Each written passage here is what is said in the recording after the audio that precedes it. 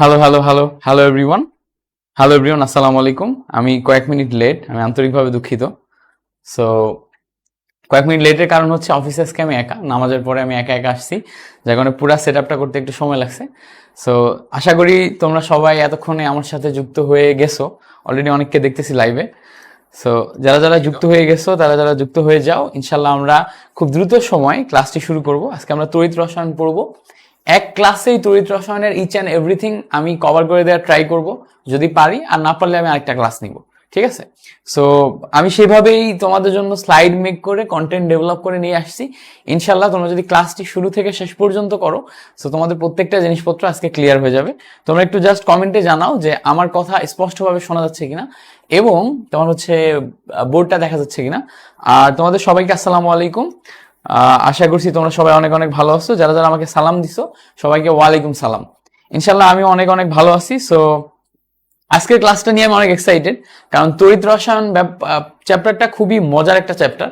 আমার কাছে মনে হয় আমার যেই মানে অ্যাডমিশন এবং এইচএসসি জার্নিতে তড়িৎ রসায়ন ছিল আমার জন্য একটা ভরসার জায়গা।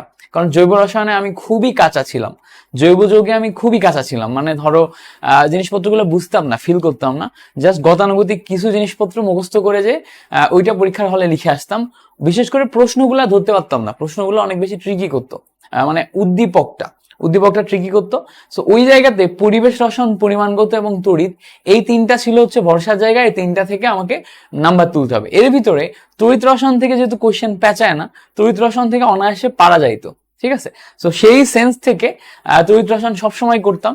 তো তড়িৎ রসায়নের যে অল্প কিছু জায়গা আছে, যেই জায়গাগুলো পড়াশোনা করলেই আমাদের পড়াশোনাগুলো গুছিয়ে যায়, আমরা টোটাল আজকে ক্লাসটাতে ওই অংশটাতেই ফোকাস করব, যে অংশটা তোমার হচ্ছে সলিউশন করলে আমাদের সবকিছু গুছিয়ে যাবে। ঠিক আছে?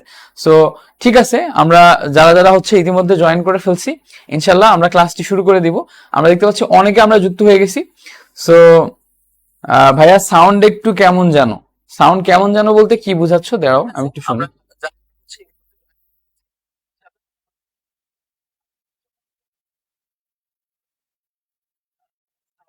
কেমন জানো, সাউন্ড কেমন? ওকে। সো ঠিক আছে, সাউন্ড যেমন আছে এভাবেই তোমাকে একটু অ্যাডজাস্ট করা লাগবে। কারণ হচ্ছে যে সেটআপে আমি খুব বেশি চেঞ্জ করতে পারবো না। এখানকার যে সেটআপ, এই ব্যাপারটার সাথে আমি অত বেশি অ্যাডজাস্টেড না। সো টোটালটা আমি যেহেতু করলাম, আমি এখনো অত বেশি চেঞ্জেস করতে পারবো না। সেটিংস এন্ড অন্যান্য জায়গাতে যেমনই আছে তোমাকে একটু অ্যাডজাস্ট করা লাগবে। সো আমরা তড়িৎ রসায়নের আজকের ক্লাসে প্রথমে আমরা শুরু করবো হচ্ছে ফ্যারাডের প্রথম সূত্র থেকে। ফ্যারাডের প্রথম সূত্র থেকে কেন শুরু করবো? কারণ হচ্ছে ফ্যারাডের প্রথম সূত্র থেকে এক সেট কোশ্চেন তুমি পাবে। এখন ফ্যারাডের প্রথম সূত্র, টোটাল জিনিসটা আমরা একটু বুঝে আসবো, বুঝতে বুঝতে তারপর আমরা সামনে আগাবো। সো ফ্যারাডের প্রথম সূত্র কি বলে? আমরা জানি যে তড়িৎ প্রকোষ্ঠ বা কোষ, এটা সম্পর্কে আমরা আই গেস সবাই জানি। সো আমরা যদি একটা তড়িৎ প্রকোষ্ঠ বা কোষের দিকে তাকাই, এইটা ধরো একটা তড়িৎ প্রকোষ্ঠ বা কোষ। এর ভিতরে তোমার হচ্ছে এখান থেকে তুমি একটা ব্যাটারি সেট করলাম। ঠিক আছে? একটা ব্যাটারি সেট করলাম। তড়িৎ প্রকোষ্ঠ বা কোষের ভিতরে তুমি একটা ব্যাটারি সেট করলাম। তো তুমি যখন একটা তড়িৎ প্রকোষ্ঠ বা কোষের ভিতর ব্যাটারি সেট করবা, তখন এখান থেকে তুমি কিউ পরিমাণ চার্জ দিবা, রাইট? এখান থেকে কিউ পরিমাণ চার্জ দিবা। সো কিউ পরিমাণ চার্জ তুমি যদি এখান থেকে দাও, তাহলে এই প্রকোষ্ঠর ভিতরে আমাদের একটা পার্ট আছে হচ্ছে অ্যানোড, আর একটা পার্ট আছে হচ্ছে আমাদের ক্যাথোড। সো আমাদের দুইটা পার্ট, একটা হচ্ছে অ্যানোড, একটা হচ্ছে ক্যাথোড। সো এই চার্জ দিলে তোমার অ্যানোডে বা ক্যাথোডে চার্জ জমা হবে, মানে চার্জগুলো যাবে। সো আমাদের ফ্যারাডের প্রথম সূত্র বলতেছে যে যদি কোনো একটি তড়িৎ বিশ্লেষ্য কোষে আমরা কিছু পরিমাণ চার্জ দিই, তাহলে অ্যানোডে বা ক্যাথোডে যেই পরিমাণ ধাতু সঞ্চিত বা দ্রবীভূত হয়, সেই ধাতুর পরিমাণ প্রবাহিত চার্জের পরিমাণের সমানুপাতিক। সো আমি অনেকগুলো কথা বলে ফেললাম মুখস্থ, তোমার হচ্ছে বইয়ের লাইন, যে লাইনগুলো আমি তোমাকে লিখে দিই না, তোমরা বই থেকে অনেকে পড়ছো, আমরা জাস্ট ওইটাকে আরেকটু তোমার হচ্ছে আরেকটু সামনের দিকে নিয়ে যাবো। ঠিক আছে?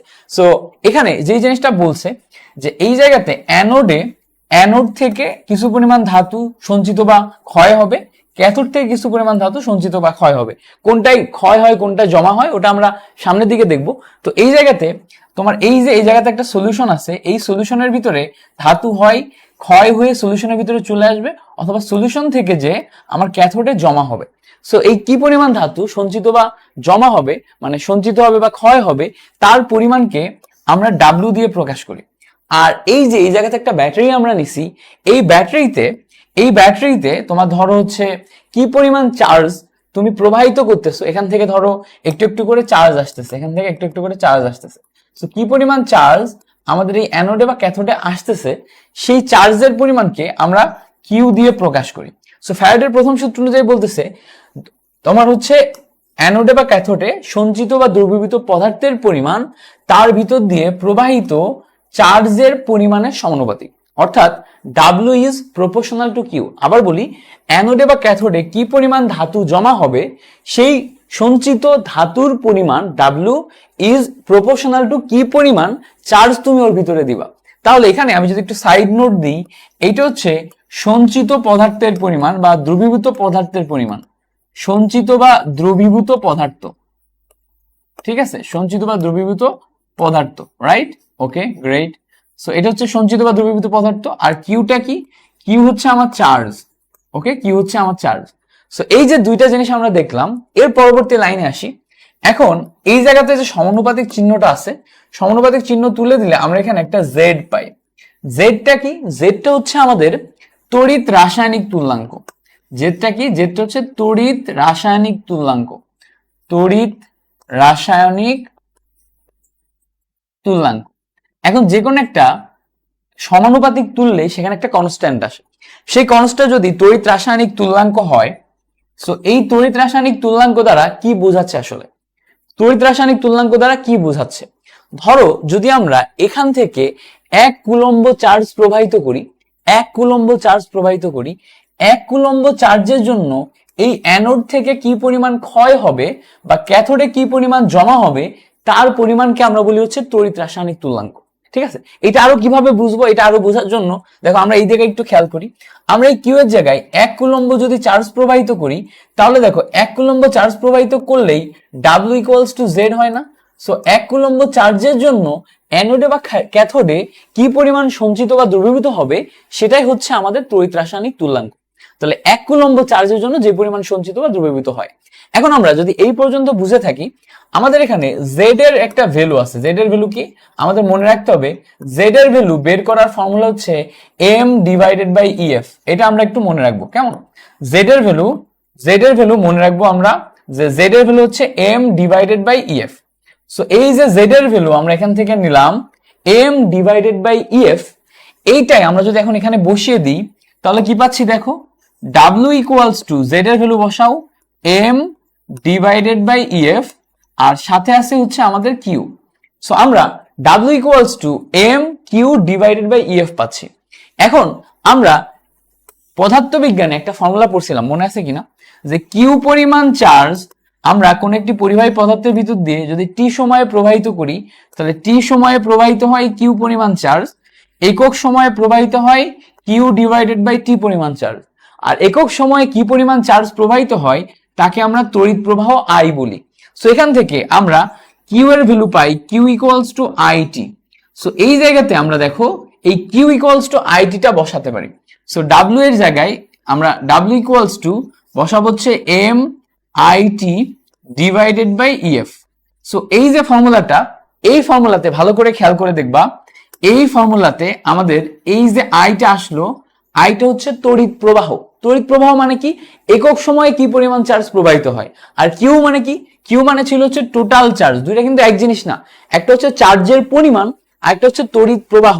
সো আমাদের প্রশ্নের ভিতরে উল্লেখ থাকবে যে এটা কি তড়িৎ প্রবাহ নাকি চার্জের পরিমাণ, এটা কি তড়িৎ প্রবাহ নাকি চার্জের পরিমাণ। সো আই এবং কিউ দুইটা আলাদা আলাদা জিনিস।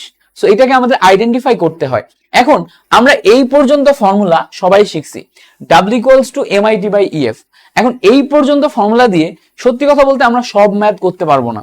তোমরা যারা যারা এই ফর্মুলাটা আগেই দেখে আসছো, তোমরা তো খুবই ভালো, আগে দেখে আসছো, বাট এই পর্যন্ত ফর্মুলা দিয়ে আমরা সব ম্যাথ করতে পারবো না। সো এই পর্যন্ত ফর্মুলা দিয়ে যদি সব ম্যাথ করতে পারবো না, আমরা এখান থেকে আরেকটু অ্যাডভান্স দেখবো। আমি জানি না অন্য কোনো টিচার তোমাকে আগে কখনো দেখিয়েছে কিনা, বাট আমি তোমাকে এখন দেখাবো, তো এটা দেখার জন্য একটু প্রস্তুত হও। সো আমরা একটু অ্যাডভান্স দেখবো। দেখো এই এমটাকে ডাব্লিউ এর নিচে নিয়ে আনা যায়, তাই না? ডাব্লিউ এর নিচে যদি নিয়ে আনি, তাহলে আমরা পাচ্ছি হচ্ছে W divided by M equals to IT divided by EF. তো দেখো তো ভালো করে খেয়াল করলে এই ডাব্লিউ ডিভাইডেড বাই এম মানে কি পাও তুমি? এন পাও না? সো যদি কোথাও আমরা এন পাই, তো আগে আমরা পরিমাণগত রসায়ন যখন শিখছি তখন আমরা দেখছিলাম যে এন পাওয়া মানে সবকিছু পেয়ে যাওয়া। সো এন পাওয়া মানে যদি সবকিছু পেয়ে যাওয়া হয় তাহলে আমরা পরের স্লাইডে যাই, এন্ড পরের স্লাইডে আমরা একটু দেখি, আমরা দেখলাম যে এন ইকুয়ালস টু আমরা পেলাম ডাব্লিউ ডিভাইডেড বাই এম, তাই না, আর আমরা পেলাম IT divided by EF. So W by M equals to IT divided by EF পেয়েছিলাম। এখান থেকে আমরা দেখতেছি যে N equals to W divided by M IT divided by EF. এখন এন এর আরো ফর্মুলা আছে না, এন এর ফর্মুলা কি, এসটিপি তে আমাদের ফর্মুলা ছিল VL divided by 22.4 litre, SATP তে আমাদের ফর্মুলা ছিল ভিএল ডিভাইডেড বাই 24.8 লিটার। এছাড়া আমাদের ফর্মুলা ছিল এন ইকুয়ালস টু ভিএস, এছাড়া আমাদের ফর্মুলা ছিল N equals to PV divided by RT, ঠিক আছে, তাই না। এছাড়া আমাদের ফর্মুলা ছিল N equals to N divided by N A. So এই যে ফর্মুলাগুলো আমরা এখানে লিখে নিলাম, এই সমস্ত ফর্মুলা, এই যে ফর্মুলাগুলো আমরা এখানে লিখলাম, এই সমস্ত ফর্মুলাগুলো দিয়ে আমরা এখন কিন্তু ম্যাথ করতে পারবো। এই সমস্ত ফর্মুলাগুলো দিয়ে আমরা এখন ম্যাথ করতে পারবো, যে কোনো ফর্মুলা, এগুলোর ভিতরে যে কোনো ফর্মুলা দিয়ে আমরা এখন যে কোনো ম্যাথ করতে পারবো। কিরকম ভাবে, আমরা বিভিন্ন টাইপের ম্যাথ একটু দেখবো। তার ভিতরে আমরা একটু আগে একটু বোঝার চেষ্টা করি। দেখো এই জায়গাতে এই অংশটা হচ্ছে আমাদের তড়িৎ রসায়ন, জাস্ট এই অংশটা হচ্ছে আমাদের তড়িৎ রসায়ন, বাকি টোটাল অংশ কিন্তু মোলের হিসাব, পরিমাণগত রসায়ন। অর্থাৎ আমরা এই মোলের ফর্মুলা দিয়ে তড়িৎ রসায়ন এবং পরিমাণগত রসায়নকে কানেক্ট করতেছি।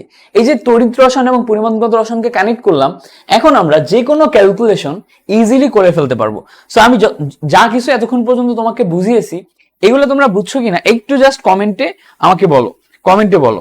ওকে, ফয়সাল হোসেন বলছে কেমিস্ট্রি ভালো লাগে না, ইস ইস, কেমিস্ট্রি ভালো লাগে না। ওকে ওকে, আর আজকে লাস্ট ক্লাসটা করার দরকার ছিল। ওকে, আরেকটা ব্যাপার সেটা হচ্ছে যে তোমাদের পরিমাণগত রসায়নের যে এমসিকিউ সলভ ক্লাসটা দেওয়ার কথা ছিল, এটা আমি অলরেডি ইউটিউবে আপলোড করে দিছি। সো ইউটিউব থেকে তোমরা পরিমাণগত রসায়নের এমসিকিউ সলভ ক্লাসটা দেখে নিবা, তাহলে তোমাদের পরিমাণগত রসায়নের এমসিকিউ গুলা কিন্তু ক্লিয়ার হয়ে যাবে, ঠিক আছে। সো এমসিকিউ গুলা যদি ক্লিয়ার হয়ে যায়, দেন তুমি ওই এমসিকিউ গুলা ওখান থেকে কভার করে নিয়ে পরিমাণগত রসায়ন থেকে দেখবা সবকিছু তুমি পাচ্তেছো। সো আমরা এখানে এখন যেটা করলাম, আমরা তড়িৎ রসায়নের সাথে পরিমাণগত রসায়ন কানেক্ট করে ফেললাম। এখন আমরা এই ফর্মুলা দিয়ে ম্যাথ করব। সো ম্যাথ করার ক্ষেত্রে আমাদের আরেকটু জিনিস মনে রাখতে হবে। দেখো এই জায়গাতে ফর্মুলার কিন্তু অনেকগুলা ফরম্যাট তৈরি হবে। ফর্মুলার কি কি, আগে আমরা এই অংশটা লিখে নিই। সো এই অংশটা লেখার আগে এই যে আইটি বাই ইএফ অংশটা আগে লিখি। সো আইটি বাই ইএফ এইটা যখন আমরা লিখবো, দেখো এই আইটি মানে আবার কিউ ছিল না, সো এটাকে কিন্তু কিউ বাই ইএফ ও লেখা যায়। সো আমাদের যখন যেটা প্রয়োজন পড়বে ম্যাথ করতে, যে আমরা এই ফর্মুলাগুলোর ভিতর থেকে তখন সেটাকে বের করে নিব। তারপরে আমরা এখানে ডাব্লিউ ডিভাইডেড বাই এম লিখতে পারবো, তারপরে আমরা এখানে N divided by N A লিখতে পারবো, তারপরে হচ্ছে আমরা বাকি ফর্মুলাগুলো লিখতে পারবো, যেমন VL divided by 22.4 litre and others. So এগুলো আমরা লিখে নিয়ে দেন হচ্ছে এখান থেকে আমাদের যেটা যেটা প্রয়োজন সেটা আমরা বের করে নিতে পারবো। সো আমরা একটু সামনে যে ম্যাথ দেখি, কোন একটি ম্যাথ যদি আমরা করি সেই ম্যাথটা দেখি। যেমন আমি তোমাদের জন্য কয়েকটা ম্যাথ লিখে আনছি, যে এই ম্যাথগুলো তোমাদের একটু করাই দিব। সো দেখো এই ম্যাথটা যদি আমরা একটু দেখার চেষ্টা করি, এই ম্যাথে বলতেছে যে একটি কপার দ্রবণের মধ্য দিয়ে অর্ধ ঘন্টা মানে কি আধা ঘন্টা 10 অ্যাম্পিয়ার প্রবাহ চালিত করলে কি পরিমাণ কপার ধাতু সঞ্চিত হবে।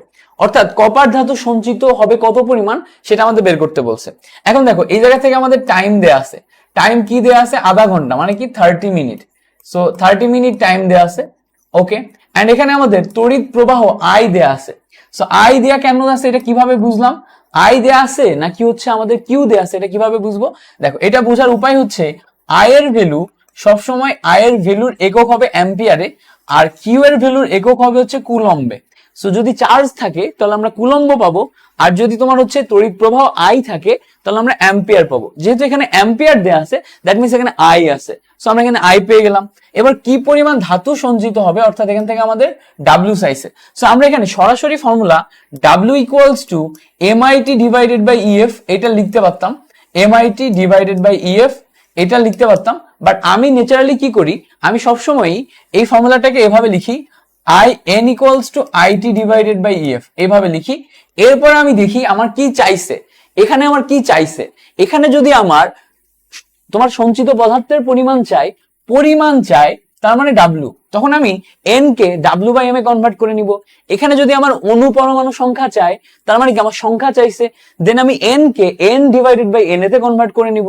এখানে যদি আমার তোমার কি পরিমাণ গ্যাস দ্রবীভূত হয়েছে বা সঞ্চিত হয়েছে বা কি পরিমাণ গ্যাস উড়ে গেছে, সেই গ্যাসের আয়তন চাই এসটিপি তে, তাহলে এখানে আমি ভি ডিভাইডেড বাই 22.4 লিটার লিখবো।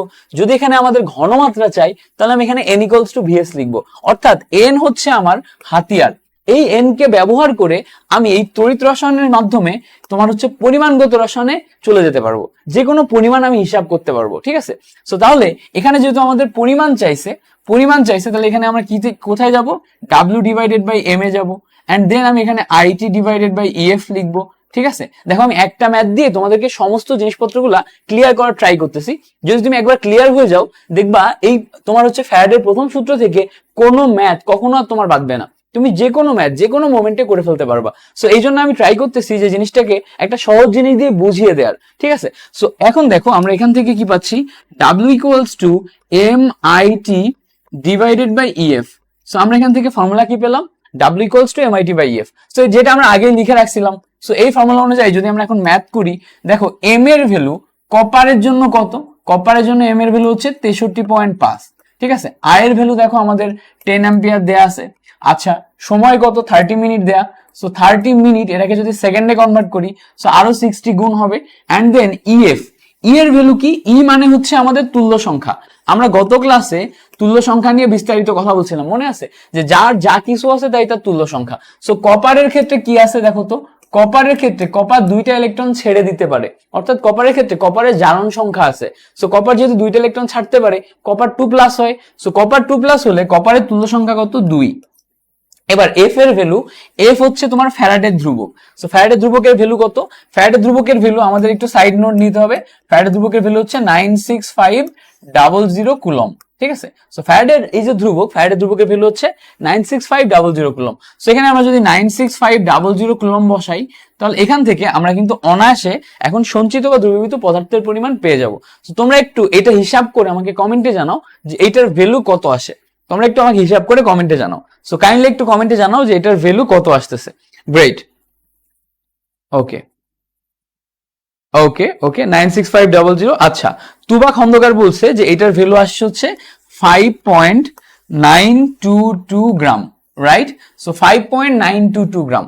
সো যদি তোমরা ম্যাথটা বুঝতে পেরে থাকো তাহলে একটু কমেন্টে কাইন্ডলি আমাকে জানাও যে ভাইয়া ক্লিয়ার অ্যান্ড ফেল্ড।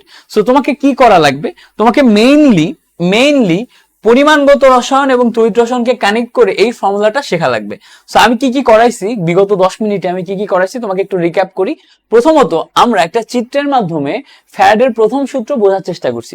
ফ্যারাডের প্রথম সূত্রে আমরা কি বলছি, যে যদি কোনো একটি তড়িৎ বিশ্লেষ্য দ্রবণ থাকে, সেই তড়িৎ বিশ্লেষণের দ্রবণে যদি আমরা একটা ব্যাটারি কানেক্ট করি, সো ওই ব্যাটারি থেকে আমাদের তড়িৎ বিশ্লেষ্য দ্রবণে চার্জ প্রবাহিত হয়। সো চার্জ প্রবাহিত হলে আমার অ্যানোড থেকে তোমার ধাতু ক্ষয় হয়, আর ক্যাথোডে তোমার ধাতু হচ্ছে সঞ্চিত হয়। এখন এই যে অ্যানোড এবং ক্যাথোডে সঞ্চিত বা দ্রবীভূত ধাতু বা পদার্থ তৈরি হচ্ছে, এই সঞ্চিত বা দ্রবীভূত ধাতু বা পদার্থের পরিমাণ, সঞ্চিত বা দ্রবীভূত ধাতু বা পদার্থের পরিমাণ, ঠিক আছে, সবসময় কি পরিমাণ চার্জ প্রবাহিত হবে সেই কিউ এর সমানুপাতিক। তাহলে আমরা এখানে কি লিখছি দেখো, সঞ্চিত বা দ্রবীভূত পদার্থের পরিমাণ অবশ্যই চার্জ ধাতুর ভিতর দিয়ে বা এই অ্যানোড ক্যাথোডের ভিতর দিয়ে প্রবাহিত চার্জের পরিমাণের সমানুপাতিক। সো চার্জের পরিমাণের সমানুপাতিক লিখলাম। পরবর্তী লাইনে আমরা এই সমানুপাতিক চিহ্ন তুলে দিয়ে একটা কনস্ট্যান্ট পেলাম, একটা কনস্ট্যান্ট ভ্যালু পেলাম। সেই কনস্ট্যান্ট ভ্যালুটা কি, জেড। জেড কে আমরা বলি হচ্ছে তড়িৎ রাসায়নিক তুল্যাঙ্ক। তড়িৎ রাসায়নিক তুল্যাঙ্ক মানে কি, যখন আমরা এই জায়গাতে 1 কুলম্ব চার্জ প্রবাহিত করব, 1 কুলম্ব চার্জ প্রবাহিত করলে দেখো ডাব্লিউ আর জেড সমান হয়ে যাবে। অর্থাৎ 1 কুলম্ব চার্জ প্রবাহিত করলে অ্যানোডে বা ক্যাথোডে কি পরিমাণ ধাতু সঞ্চিত বা দ্রবীভূত হবে, সেটাই হচ্ছে তড়িৎ রাসায়নিক তুল্যাঙ্ক জেড। সো কখনো কখনো তোমাকে প্রশ্নে বলে দিবে যে হোয়াট ইজ জেড, তড়িৎ রাসায়নিক তুল্যাঙ্ক কি, তড়িৎ রাসায়নিক তুল্যাঙ্ক কাকে বলে, তখন তুমি কিভাবে সংজ্ঞা দিবা। দেখো এই জায়গা থেকে মনে রাখো যে তুমি যদি কিউ এর পরিমাণ 1 কুলম্ব বসাও, তাহলে এই ভ্যালুটা 1 হয়ে যায়। সো 1 কুলম্ব চার্জ প্রবাহিত করলে তোমার যে পরিমাণ ধাতু অ্যানোডে বা ক্যাথোডে সঞ্চিত বা দ্রবীভূত হয়, তার পরিমাণকে আমাদের বলে হচ্ছে তড়িৎ রাসায়নিক তুল্যাঙ্ক জেড। ঠিক আছে, সো তড়িৎ রাসায়নিক তুল্যাঙ্ক জেড এর সংজ্ঞা তো বুঝলাম। পরবর্তীতে জেড এর ভ্যালু বের করা হয় এই ফর্মুলাটার মাধ্যমে। কিসের মাধ্যমে? Z equals to M divided by EF. So এই যে Z equals to M divided by EF, এমটা হচ্ছে আমাদের আণবিক ভর, ইটা হচ্ছে আমাদের তুল্য সংখ্যা, আর এফটা হচ্ছে আমাদের ফ্যারাডের ধ্রুবক। সো এইটার মাধ্যমে আমরা বের করলাম জেড এর ভ্যালু। জেড এর ভ্যালু এখানে বসিয়ে দিলাম, বসিয়ে দিলে আমরা কি পাই? W equals to M Q divided by EF. Q এর ভ্যালু আমরা আবার পরবর্তীতে বসায় পাচ্ছি কি? W equals to MIT divided by EF. So পরবর্তীতে আমরা একটু অ্যাডভান্স টাইপের ম্যাথ করার জন্য আরেকটু নেক্সট স্টেপে আগাইছি, এমটাকে ডাব্লিউর নিচে নিয়ে গেছি। সো এখানে আমরা ডাব্লিউ ডিভাইডেড বাই এম পাইছি। So W divided by M মানে হচ্ছে এন। সো আমরা এখান থেকে ফর্মুলা পেলাম N equals to IT divided by EF. So পরবর্তী পেজে আমরা কি করছি দেখো, এই যে N equals to IT divided by EF, এইটার এক্সটেন্ডেড ফর্মুলা লিখছি। এন এর যত ফর্মুলা আছে সব ফর্মুলাগুলো এখানে কাজে লাগবে। কার সাথে বলো তো? আইটি ডিভাইডেড বাই এর সাথে। সো এইটা হচ্ছে আমাদের তড়িৎ রসায়ন, আর বাকি টোটাল অংশটা হচ্ছে আমাদের পরিমাণগত রসায়ন। সো পরিমাণগত রসায়ন এবং তড়িৎ রসায়নকে আমরা কানেক্ট করে ফেলছি। এখন আমরা যে কোনো ম্যাথ অনায়াসে করতে পারবো। এরপরে আমরা কি করছি? এরপরে আমরা একটা ম্যাথ দেখছি। সো কিভাবে করতে হয় সেই ম্যাথটা আমরা দেখে ফেলছি অলরেডি। এখন আসো আমরা আরো কয়েকটা ম্যাথ দেখবো। যেমন দেখো, আমাদের এখন আরেকটা ম্যাথ দিছে, সেটা হচ্ছে যে 18 গ্রাম অ্যালুমিনিয়াম ক্যাথোডে সঞ্চিত করতে 18 গ্রাম অ্যালুমিনিয়াম ক্যাথোডে সঞ্চিত করতে প্রয়োজনীয় বিদ্যুতের পরিমাণ কত? দেখো, বিদ্যুতের পরিমাণ, বিদ্যুৎ প্রবাহ কিন্তু না। দেখো, বিদ্যুতের পরিমাণ বলতে বোঝাই হচ্ছে, সবসময় দেখবা এই কথাটা খেয়াল রাখবা, বিদ্যুতের পরিমাণ বলতে বোঝাই হচ্ছে কিউ। ঠিক আছে, বিদ্যুতের পরিমাণ বলতে কি বোঝায়? কিউ মানে চার্জের পরিমাণ বোঝাচ্ছে। যদি বিদ্যুৎ প্রবাহের পরিমাণ বলতো তখন আমরা আইতে যেতাম। সো প্রবাহ কথাটা উল্লেখ থাকলে, প্রবাহের পরিমাণ যদি বলতো, প্রবাহ কথাটা উল্লেখ থাকতে আমরা আইতে যেতাম। যেহেতু বিদ্যুতের পরিমাণ, দ্যাট মিনস আমাদের কিউতে যেতে হবে। সো আমরা এখন ফর্মুলা কি লিখবো? দেখো, আমাদের ফর্মুলা হচ্ছে N equals to IT divided by EF. So যেহেতু আমাদের বিদ্যুতের পরিমাণ চাইছে, সো তখন আমরা এন ইকুয়ালস টু এই আইটি এর পরিবর্তে লিখবো কিউ ডিভাইডেড বাই ইএফ। এখন দেখো, আমাদের এখানে কি দেয়া আছে? এখানে 18 গ্রাম দেয়া আছে, দ্যাট মিনস ভর দেয়া আছে। সো ভর দেয়া থাকলে আমরা এন কে ভেঙে ডাব্লিউ ডিভাইডেড বাই এম এ যাবো। So W divided by M equals to আমরা কি পাবো? Q divided by EF. ঠিক আছে, সো দেখো আমরা এরপরে পরবর্তী লাইন করি। ডাব্লিউ এর ভ্যালু দেখো দেয়া আছে হচ্ছে 18 গ্রাম, আর অ্যালুমিনিয়ামের জন্য আণবিক ভর কত? 27। সো 18 ডিভাইডেড বাই 27 পেলাম আমরা। এন্ড দেন আমরা কিউ এর ভ্যালু বের করব। সো কিউ এর ভ্যালু বের করার জন্য কিউ কে রেখে দিলাম। এন্ড দেন নিচে যাব আমরা ইএফ এ। সো ই এর ভ্যালু কত? অ্যালুমিনিয়ামের জন্য দেখো, অ্যালুমিনিয়াম বলছে না, অ্যালুমিনিয়ামের জন্য, অ্যালুমিনিয়াম যেহেতু 3টা ইলেকট্রন ছেড়ে দিতে পারে, অ্যালুমিনিয়ামের জন্য তোমার তুল্য সংখ্যা হচ্ছে 3। এবং আমরা দেখো ফ্যারাডের ধ্রুবক লিখবো। ফ্যারাডের ধ্রুবক কত? 96500। সো এখান থেকে এখন যদি আমরা আড়াআড়ি গুণ করি তাহলে কি কি পাই দেখি। কিউ ইকুয়ালস টু আমরা পাই, আড়াআড়ি গুণ করো, 18 ইন্টু 3 ইন্টু 96500, 18 ইন্টু 3 ইন্টু 96500, আর ডিভাইডেড বাই থাকবে কত? 27। সো এইটার ভ্যালু এখন আমরা একটু বের করি। সো আমাকে একটু এটার ভ্যালু বের করে কমেন্টে জানাও যে এটার ভ্যালু কত আসতেছে। আমার রুমে আই গেস আমি ক্যালকুলেটর না নিয়ে ক্লাস শুরু করে দিছি। ওকে, সো একটু কমেন্টে জানাও যে কত আসতেছে। ওকে, সো এটা আসতেছে, হ্যাঁ তোমরা অনেকেই কমেন্ট করছো যে এটা আসতেছে হচ্ছে 193,000 কুলম। সো 193,000 কুলম এটা আসতেছে আমাদের হচ্ছে final answer. So that's it, final answer আসতেছে হচ্ছে 193,000 কুলম। So that's it.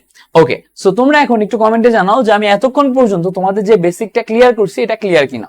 যদি ক্লিয়ার হয়ে থাকে তাহলে আমরা আরেকটা ম্যাথ করব, যে ম্যাথটা আমাদের জন্য আরো বেশি ইম্পর্টেন্ট। ঠিক আছে, আমরা আরেকটু ডিপ বোঝার চেষ্টা করব। ঠিক আছে, ওকে, এই ম্যাথটা একটু আমরা দেখার চেষ্টা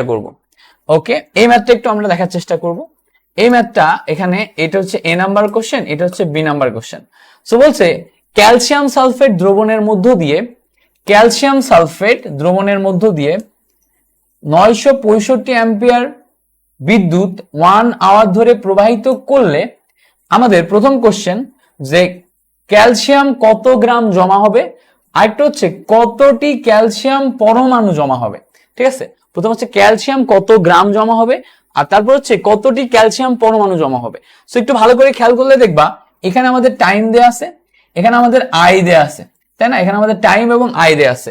সো আমাদের প্রথমে ক্যালসিয়াম পরমাণু সংখ্যা জিজ্ঞেস করছে।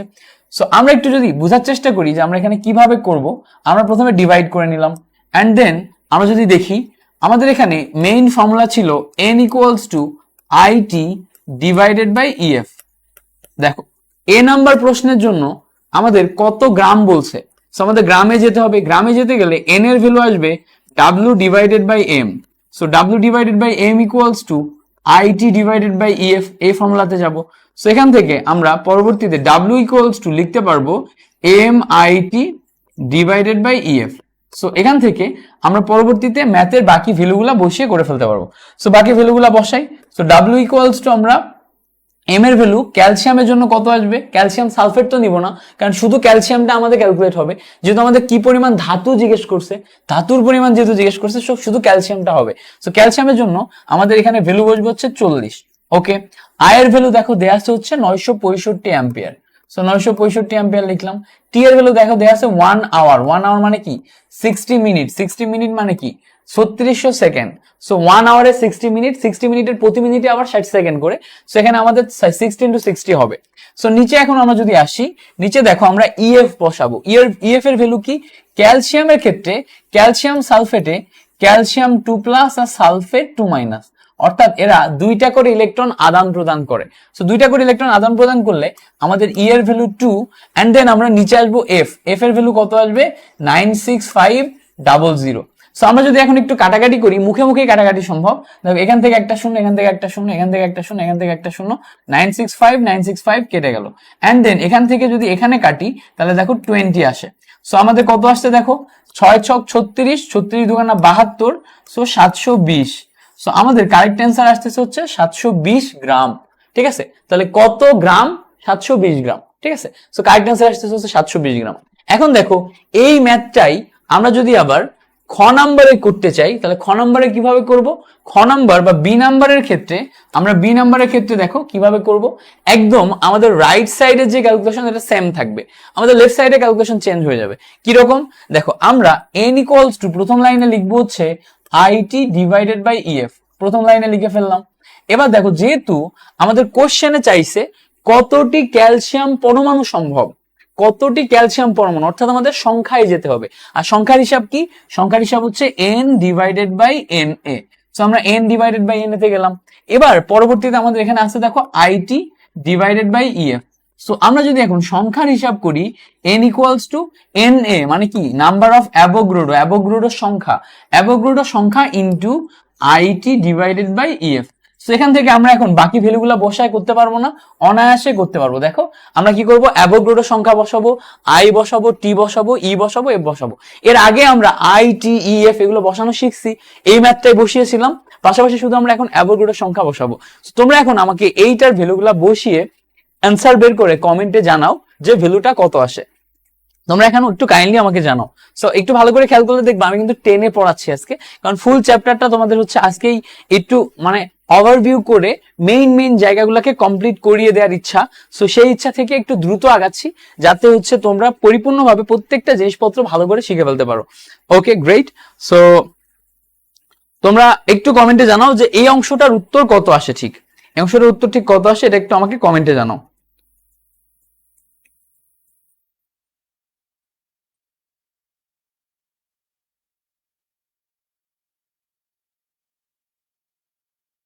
ওকে, জান্নাতুল ফেরদৌস শ্রাবণী বলছে 1.08 ইন্টু 10⁻25।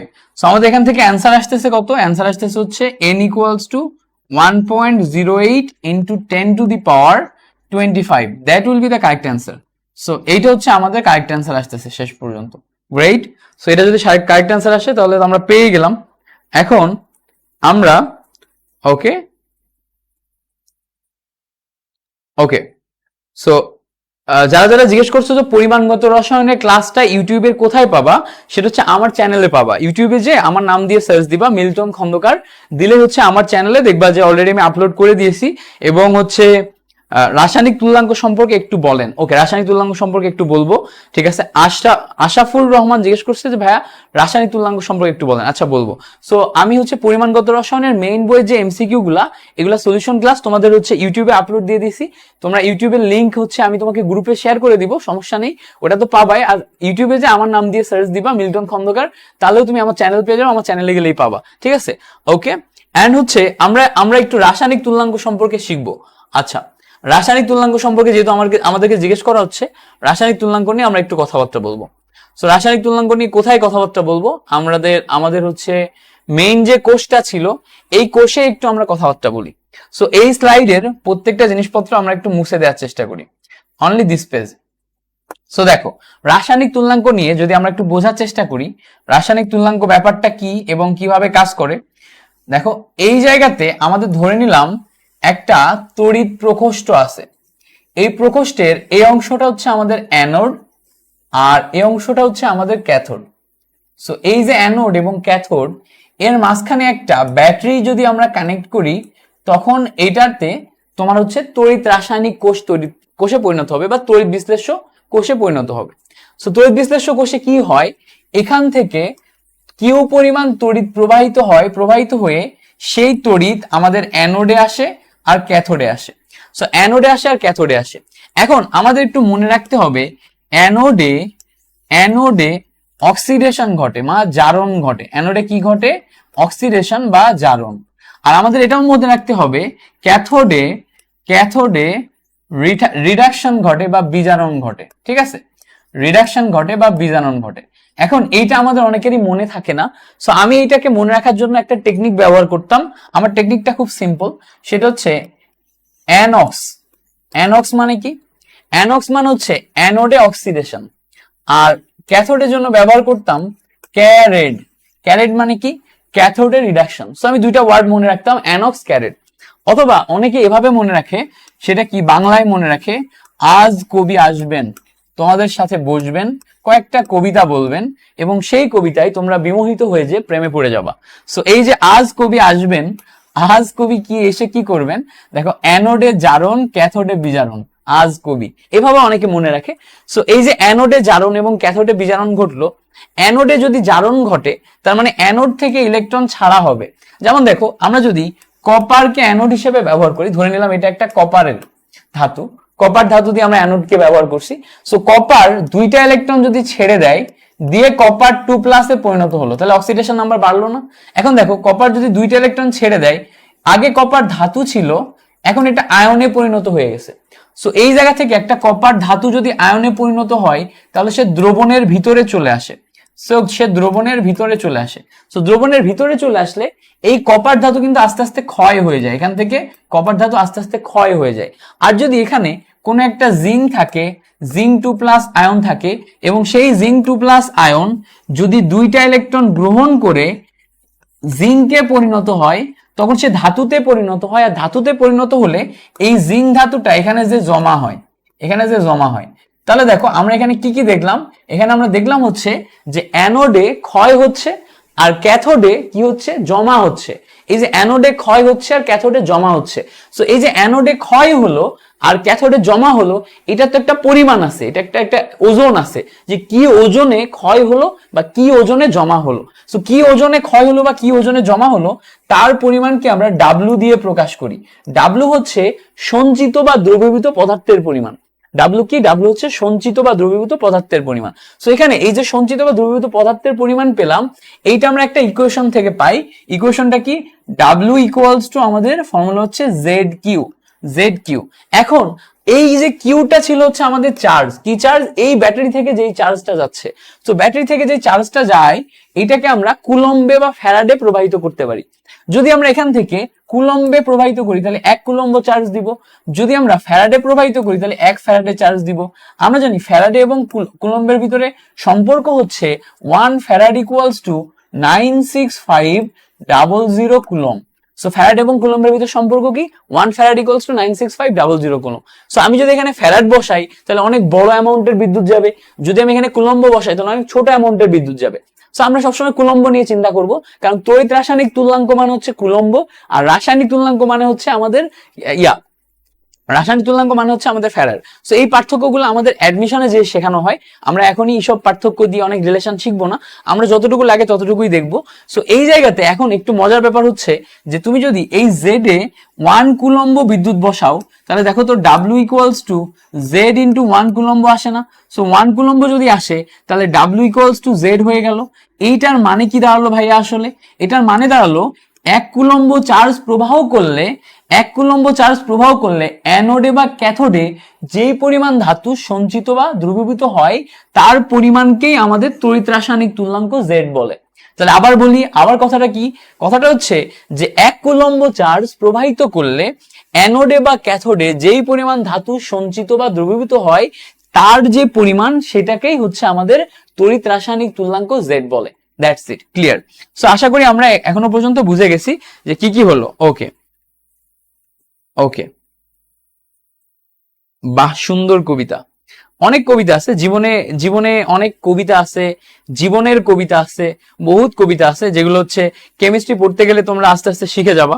ঠিক আছে, আমিও আমার জীবনে কেমিস্ট্রি পড়তে যে এবং পড়াইতে যে অনেক কবিতা শিখছি, অনেক কবিতা দেখছি।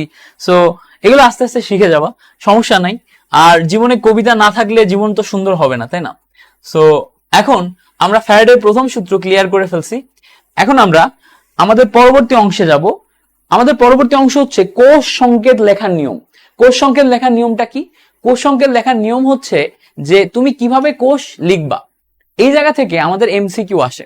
সো কোষ সংকেত লেখার নিয়ম থেকে যেহেতু এমসিকিউ আসে, এই ব্যাপারটা একটু ভালো করে দেখবা। আমাদের এমসিকিউতে কিভাবে এটাকে অ্যাপ্রোচ করতে হবে, কিভাবে আমরা হচ্ছে একটা এমসিকিউ দাগাবো, সেটা আমরা এখনই বুঝে ফেলবো। ঠিক আছে, সো আমরা অলরেডি কোষ সংকেত লেখার জন্য বেসিক যা যা তথ্য দেওয়ার ছিল সেটা আমরা অলরেডি দিয়ে ফেলছি। সো আমরা একটু দেখার চেষ্টা করি। এখন দেখো, আমাদের দুই ধরনের কোষ আছে, একটাকে বলে হচ্ছে প্রত্যক্ষ কোষ, আরেকটাকে বলে হচ্ছে পরোক্ষ কোষ। সো প্রত্যক্ষ কোষ মানে কি? যদি আমাদের একটা কন্টেইনার দেয়া থাকে, সেই একটা কন্টেইনারের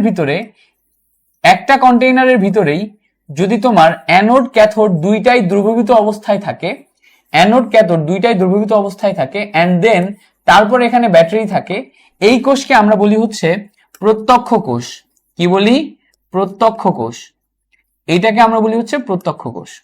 ঠিক আছে, বাট যদি আমাদের কোষটা যদি এরকম হয়, যে আমাদের দুইটা কন্টেইনার দেয়া আছে এবং দুইটা কন্টেইনারের ভিতরে দুইটা আলাদা আলাদা সলিউশন আছে। এখানে তো আগে একটা সলিউশন ছিল, সাপোজ ধরো শুধু জিঙ্ক সালফেটের সলিউশন ছিল, বাট এখানে ধরে নাও একটা হচ্ছে জিঙ্ক সালফেটের সলিউশন আছে, আরেকটা হচ্ছে কপার সালফেটের সলিউশন আছে। সো কোষের পাত্র দুইটা আলাদা আলাদা। এখন দুইটা পাত্রে একটাতে আমাদের অ্যানোড থাকবে, আরেকটাতে আমাদের ক্যাথোড থাকবে, এবং এখানে এর মাঝখানে আমাদের কি থাকবে? একটা ব্যাটারি থাকবে। এটাকে ব্যালেন্স করার জন্য আমরা আরো অনেক কিছু দিই, লবণ সেতু থাকে আর অনেক কিছু থাকে। লবণ সেতু হচ্ছে গ্যালভানিক কোষে বা ড্যানিয়েল সেলে থাকে, এখানে থাকে না, এটা তো তড়িৎ বিশ্লেষ্য কোষ, ওইটা আলাদা ব্যাপার। আমরা হচ্ছে আমরা ধরো পুরা চ্যাপ্টারটা কিন্তু ইন ডিটেলস পড়তেছি না, আমরা ধরো মোটামুটি অনেক কিছু আগে ধারণা রাখছি, সেই ধারণার উপর বেস করে যা কিছু আমাদের এইচএসসি পরীক্ষার জন্য প্রয়োজন সেইগুলা দেখতেছি। ঠিক আছে, সো আমরা অনেক কিছু এখানে বলবো না, আবার অনেক কিছু ইন ডিটেলস বলবো, যেগুলো আমাদের লাগবে সেগুলো বলবো, যেগুলো লাগবে না সেগুলো নিয়ে আমরা কথা বলবো না। সো এই জায়গাতে আমাদের কি আছে দেখো, একটা হচ্ছে জিঙ্ক সালফেট আর একটা হচ্ছে কপার সালফেট। সো দেখো দুইটা আলাদা আলাদা প্রকোষ্ঠ।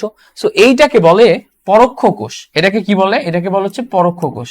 আরো একটা নাম আছে, সেটা হচ্ছে একটা হচ্ছে এক প্রকোষ্ঠ বিশিষ্ট কোষ, আর একটা হচ্ছে দুই প্রকোষ্ঠ বিশিষ্ট কোষ। সো প্রত্যক্ষ কোষ বা পরোক্ষ কোষ এক প্রকোষ্ঠ বিশিষ্ট কোষ বা দুই প্রকোষ্ঠ বিশিষ্ট কোষ, এমন কিছু হতে পারে। এখন দেখো, আমরা যখন একটা কোষ সংকেত লিখব, কোষ সংকেত লেখার সময় আমাদের কখনো কখনো প্রত্যক্ষ কোষকে বোঝানোর জন্য একটা মাঝখানে লম্বা দাগ দেয়া থাকবে, যেটা দ্বারা আমরা এক প্রকোষ্ঠ বিশিষ্ট কোষ বা প্রত্যক্ষ কোষ বুঝবো। আর কখনো কখনো আমাদের দুই প্রকোষ্ঠ বিশিষ্ট কোষ বোঝানোর জন্য দুইটা দাগ দেয়া থাকবে। দুইটা দাগ দ্বারা আরেকটা মিনিং বোঝায়, সেটাকে আমরা বলি হচ্ছে লবণ সেতু। যেখানে লবণ সেতু আছে সেটা হচ্ছে দুই প্রকোষ্ঠ বিশিষ্ট কোষ এবং সেই জায়গাতে দুইটা দাগ থাকে। ঠিক আছে, এখন এই যে দাগ দিলাম, এই দাগের ক্ষেত্রে মেইন কাহিনীটা কি? দাগের বাম সাইডে সবসময় হচ্ছে অ্যানোড বসে এবং ডান সাইডে সবসময় ক্যাথোড বসে। আবার বলি, এই দাগের বাম সাইডে সবসময় তুমি অ্যানোড লিখবা আর ডান সাইডে সবসময় তুমি কি লিখবা? ক্যাথোড লিখবা। সো অ্যানোড এবং ক্যাথোড ক্লিয়ার কিনা? অ্যানোড এবং ক্যাথোড ক্লিয়ার। এখন দেখো যদি একটা কোষ বিক্রিয়া আমরা দেখি, কোষ বিক্রিয়া আমরা দেখি। সাপোজ ধরো একটা কোষ বিক্রিয়া দেখলাম, কোষ বিক্রিয়াটা এরকম যে জিঙ্ক প্লাস কপার সালফেট বিক্রিয়া করে জিঙ্ক সালফেট প্লাস কপার তৈরি করলো।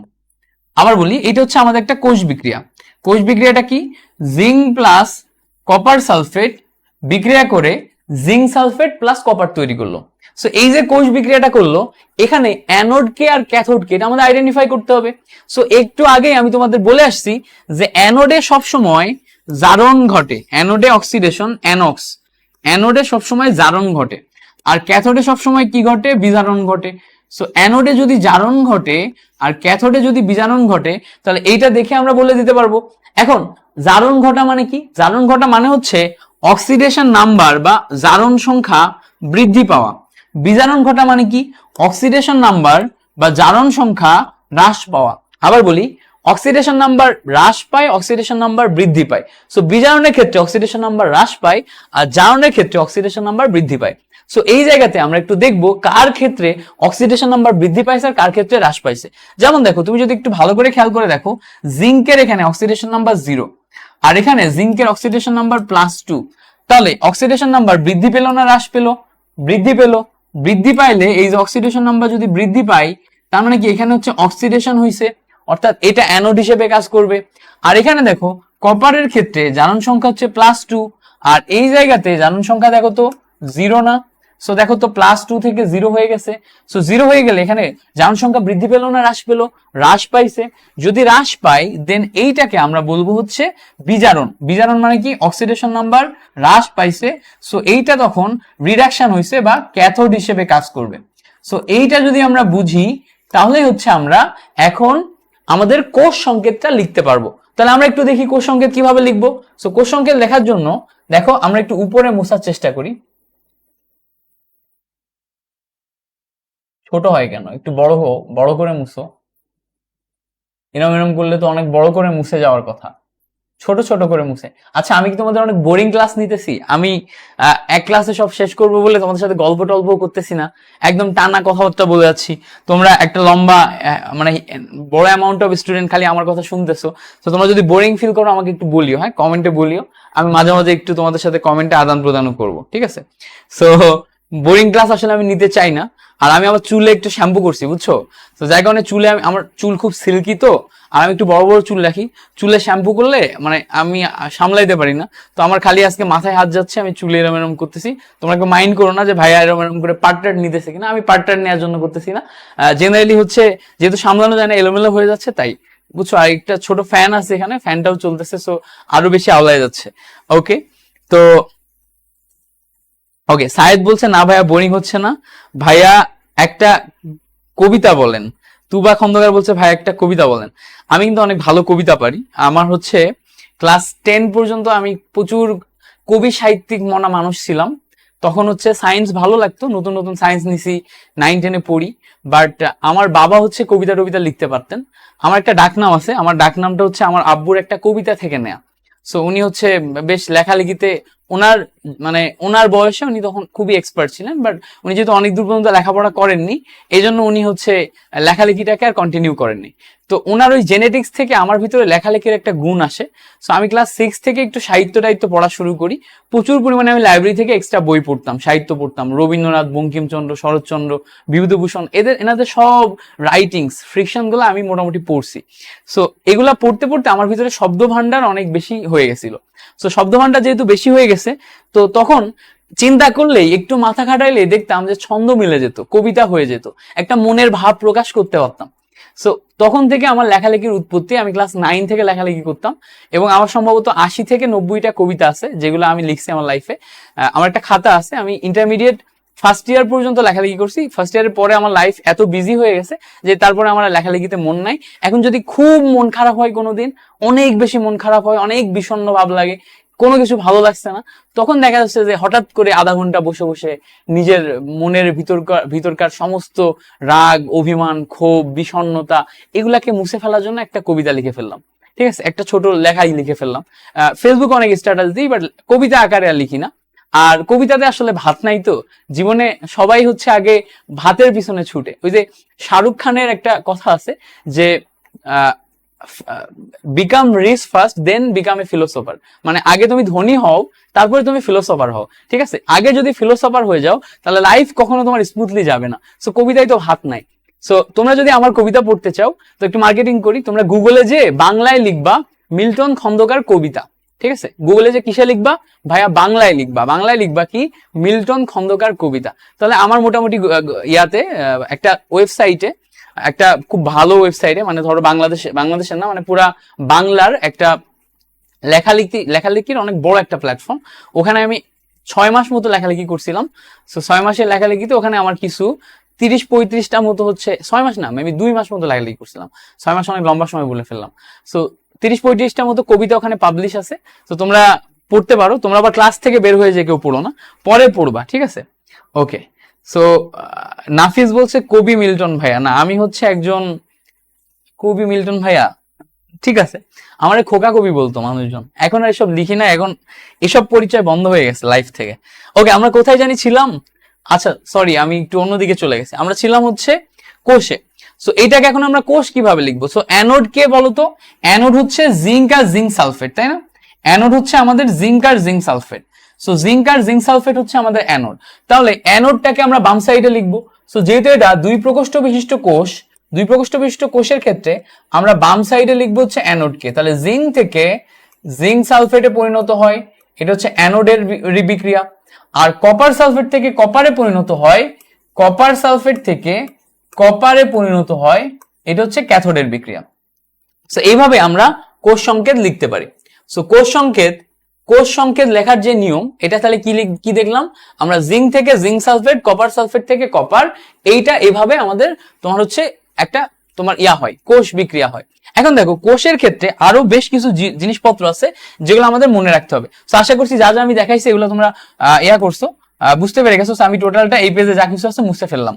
সো যদি তোমরা আরেকবার বুঝতে চাও এই ভিডিওটা পরবর্তীতে আরেকবার দেখবা। সো ধরো আমাদের এখন যে কোনো একটা কোষ যদি আমরা নিই, সাপোজ ধরো আমরা এরকম একটা কোষ নিলাম যে নিকেল থেকে হচ্ছে তোমার হচ্ছে নিকেল সালফেট, আচ্ছা এটা না নিই, অন্য কিছু নিই, আচ্ছা জিঙ্কটাই নিই, ঠিক আছে? জিঙ্কটাই নিই বা অন্য কিছু একটা নেওয়া যেতে পারে। ধরো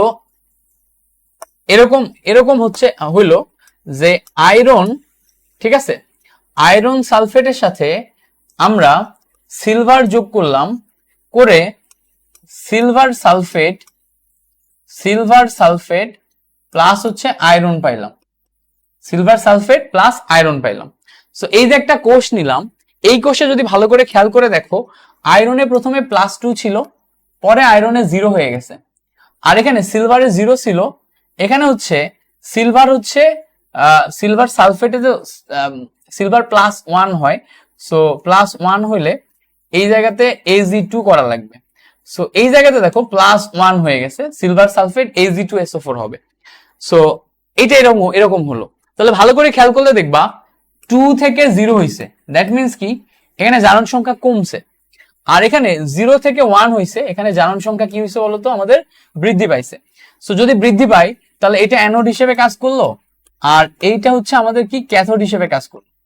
সো এখানে আমাদের অ্যানোড হিসেবেও কাজ করছে আর ক্যাথোড হিসেবেও কাজ করছে। সো আমরা ক্যাথোডটাকে ডান সাইডে লিখবো আর অ্যানোডটাকে বাম সাইডে লিখবো। তাহলে কোষ লেখার সময় আমরা কিভাবে লিখবো? ডাবল দাগ দিলাম। সো আমরা আগে ক্যাথোডটাকে লিখি। দেখো আয়রন সালফেট থেকে আমাদের তৈরি হলো হচ্ছে আয়রনে, ঠিক আছে? আর এই সাইডে যদি আমরা একটু দেখার চেষ্টা করি, এই সাইডে কি হলো? সিলভার থেকে আমাদের তৈরি হলো কোথায় বলতো? সিলভার সালফেটে, না সিলভার সালফেটে। এখন মজার ব্যাপার হচ্ছে এই সিলভার আয়রন সালফেট কিন্তু অ্যাকুয়াস অবস্থায় আছে, কারণ এটা কিন্তু সলিউশন। আর এখানে সিলভার সালফেট যেটা আছে, আয়রন সালফেট, সিলভার সালফেট, এগুলা কিন্তু অ্যাকুয়াস অবস্থায় আছে। সো ভালো করে খেয়াল করলে দেখবা যে আচ্ছা এটা তো সিলভার না, এটা হচ্ছে আয়রন গেছে। কি দেখছো? কবিতার গল্প টল্প করছি না, মাথা অন্যদিকে চলে গেছে, এখন ভুলভাল লিখতেছি, ফ্লো হারাই ফেলছি। ওকে, সো তাহলে এখন আমরা এখান থেকে কি দেখলাম? এখান থেকে আমরা এটা দেখলাম যে একটা কোষ যখন আমরা লিখবো, লেখার ক্ষেত্রে নিয়ম হচ্ছে তুমি যদি অ্যানোডটা লিখো সিলভার থেকে সিলভার প্লাস আয়ন লিখতে পারো, মাঝখানে আমরা কোষের সংকেত দিলাম, তারপরে আয়রন থেকে আয়রন 2+ থেকে আয়রন লিখতে পারো, এভাবেও তুমি লিখতে পারো। বাট এইটা কিন্তু তোমার হচ্ছে অ্যাকুয়াস, এইটা হচ্ছে অ্যাকুয়াস, ঠিক আছে। আর এটা হচ্ছে আমাদের সলিড, এটা হচ্ছে আমাদের সলিড। সো কোনটা সলিড কোনটা অ্যাকুয়াস এগুলো হচ্ছে আমাদের চিহ্নিত করে দিতে হয়, ঠিক আছে। সো একটা অ্যানোড একটা ক্যাথোড। এবার কখনো কখনো দেখা যায় কি যে আমাদের এখানে একটা একটা করে সলিড থাকে না। সলিড মানে হচ্ছে সেটা হচ্ছে তড়িৎদ্বার হিসেবে কাজ করে। কখনো কখনো আমাদের সলিড থাকে না। যেমন ধরো একটা এমন কোষ দিয়ে দিল যেই কোষে কোনো সলিড কিছু নাই। আমি এটা মুছে দিলাম, হ্যাঁ এটা মুছে দিলাম, তোমরা সবাই ইয়া করো। ধরো একটা এমন কোষ দিয়ে দিল যেখানে সলিড কিছু নাই। যেমন দেখো আমাদের যদি এরকম বলে যে আয়রন সালফেট এবং হচ্ছে SnCl2 বিক্রিয়া করে তোমার হচ্ছে FeCl3 এবং SnCl2 আছে। সো হচ্ছে Sn সালফেট, আমি আন্দাজে দিতেছি বুঝছো, ভুল টুল হইতে পারে, ভুল টুল হইলে হচ্ছে ক্ষমা সুন্দর দৃষ্টিতে দেখবা, আমি একদম টোটালি আন্দাজে লিখতেছি। সো এখানে হচ্ছে Sn এর কিছু একটা তৈরি হবে। Sn এর সালফেটের তো দুইটা, আর এখানে তোমার Sn এর হচ্ছে জারণ সংখ্যা কত হবে, জারণ সংখ্যা কমবে না বাড়বে, বাড়বে না কমবে, এটা 2 থেকে 3, তাহলে বাড়ছে, তাহলে এটা কমাইতে হবে। সো এইটা কমায় কত করব, কমতেছে না, সো উল্টা দিছি, থাক। আচ্ছা যাই হোক, যেটাই তৈরি হোক, এখানে আমি যেটা বোঝানোর চেষ্টা করছি সিম্পলি এটা বুঝো। ধরো এই জায়গাতে হচ্ছে Sn এর ক্ষেত্রে এই জায়গাতে ছিল হচ্ছে Sn2+, এখানে আমরা আচ্ছা আমি আরেকবার লিখি কোষটা, আরেকবার লিখলে মেলাইতে পারবো। এবার চিন্তা করে লিখবো Fe2SO4 লিখবো এখানে আমরা।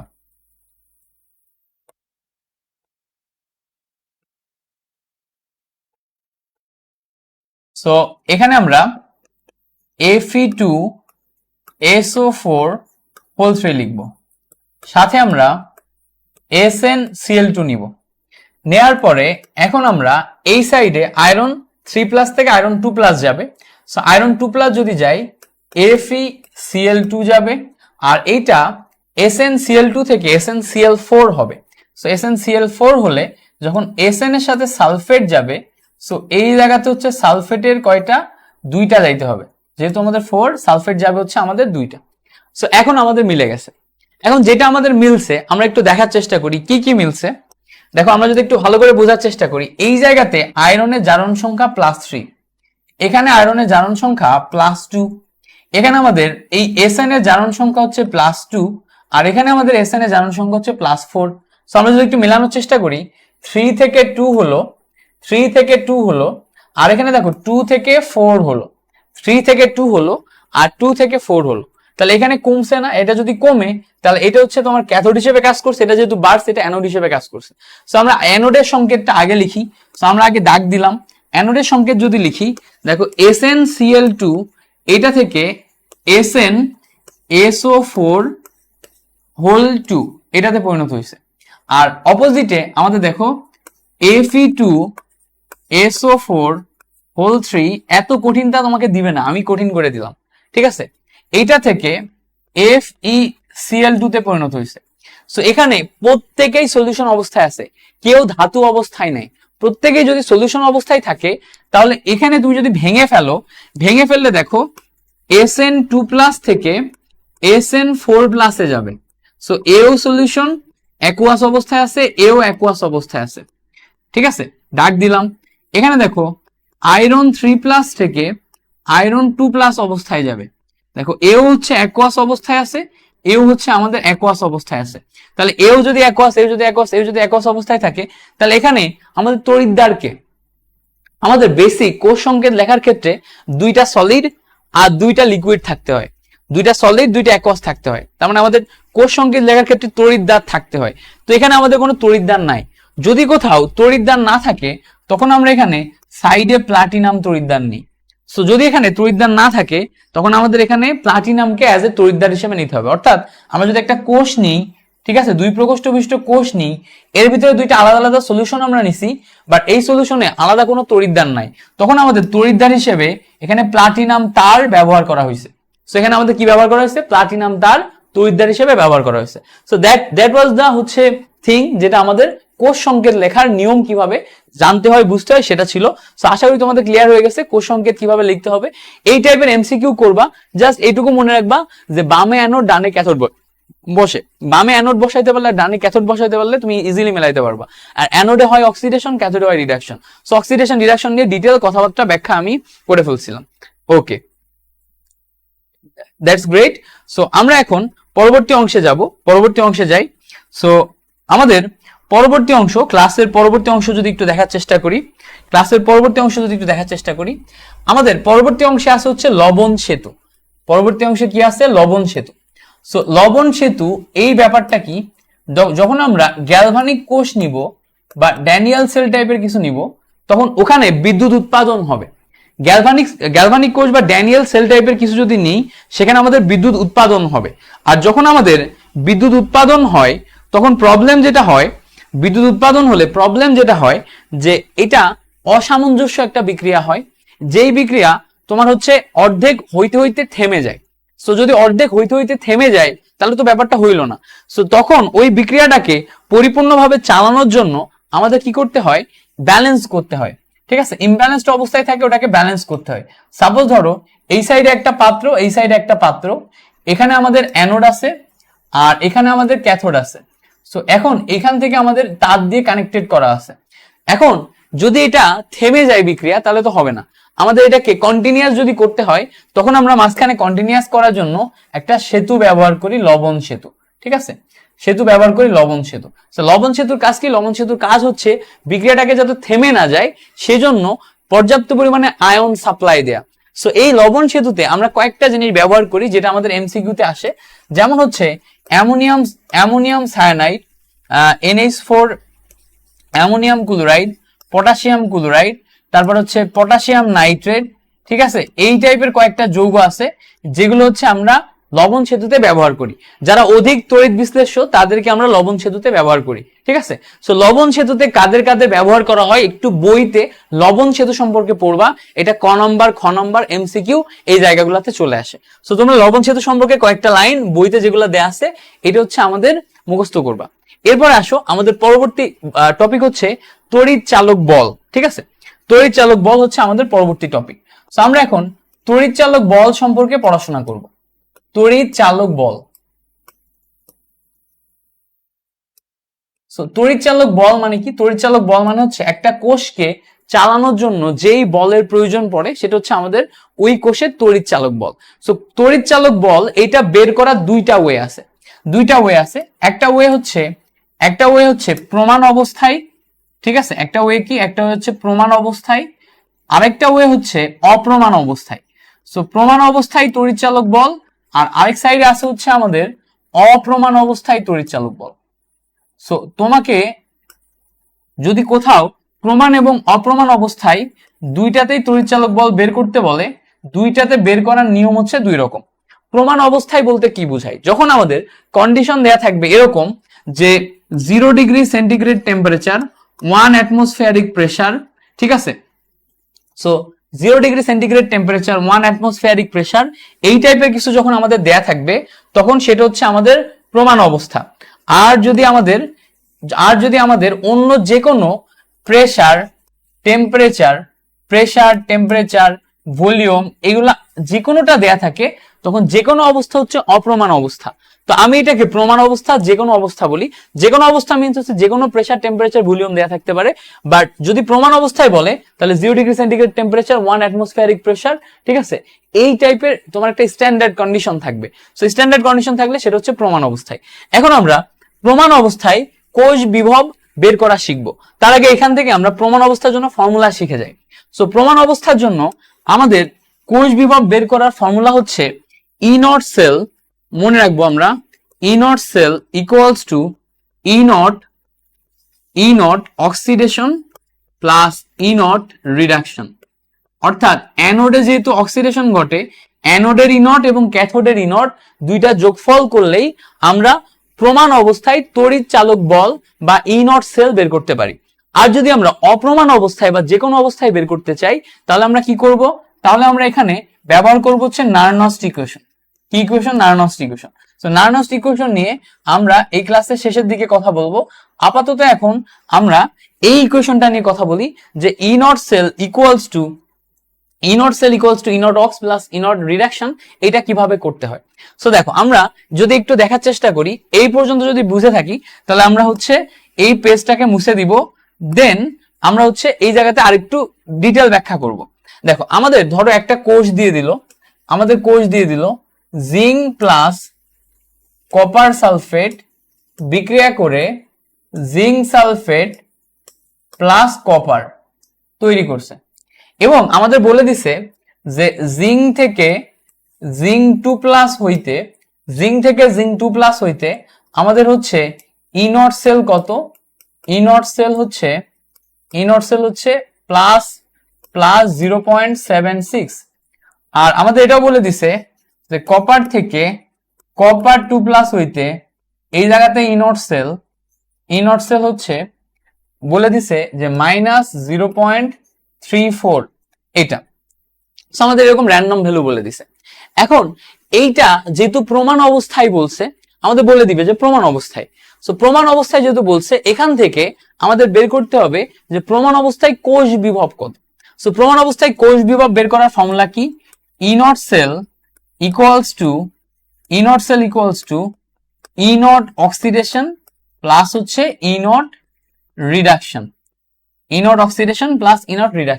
এখন অক্সিডেশন কোথায় ঘটে, অ্যানোডে ঘটে, আর রিডাকশন কোথায় ঘটে, ক্যাথোডে ঘটে।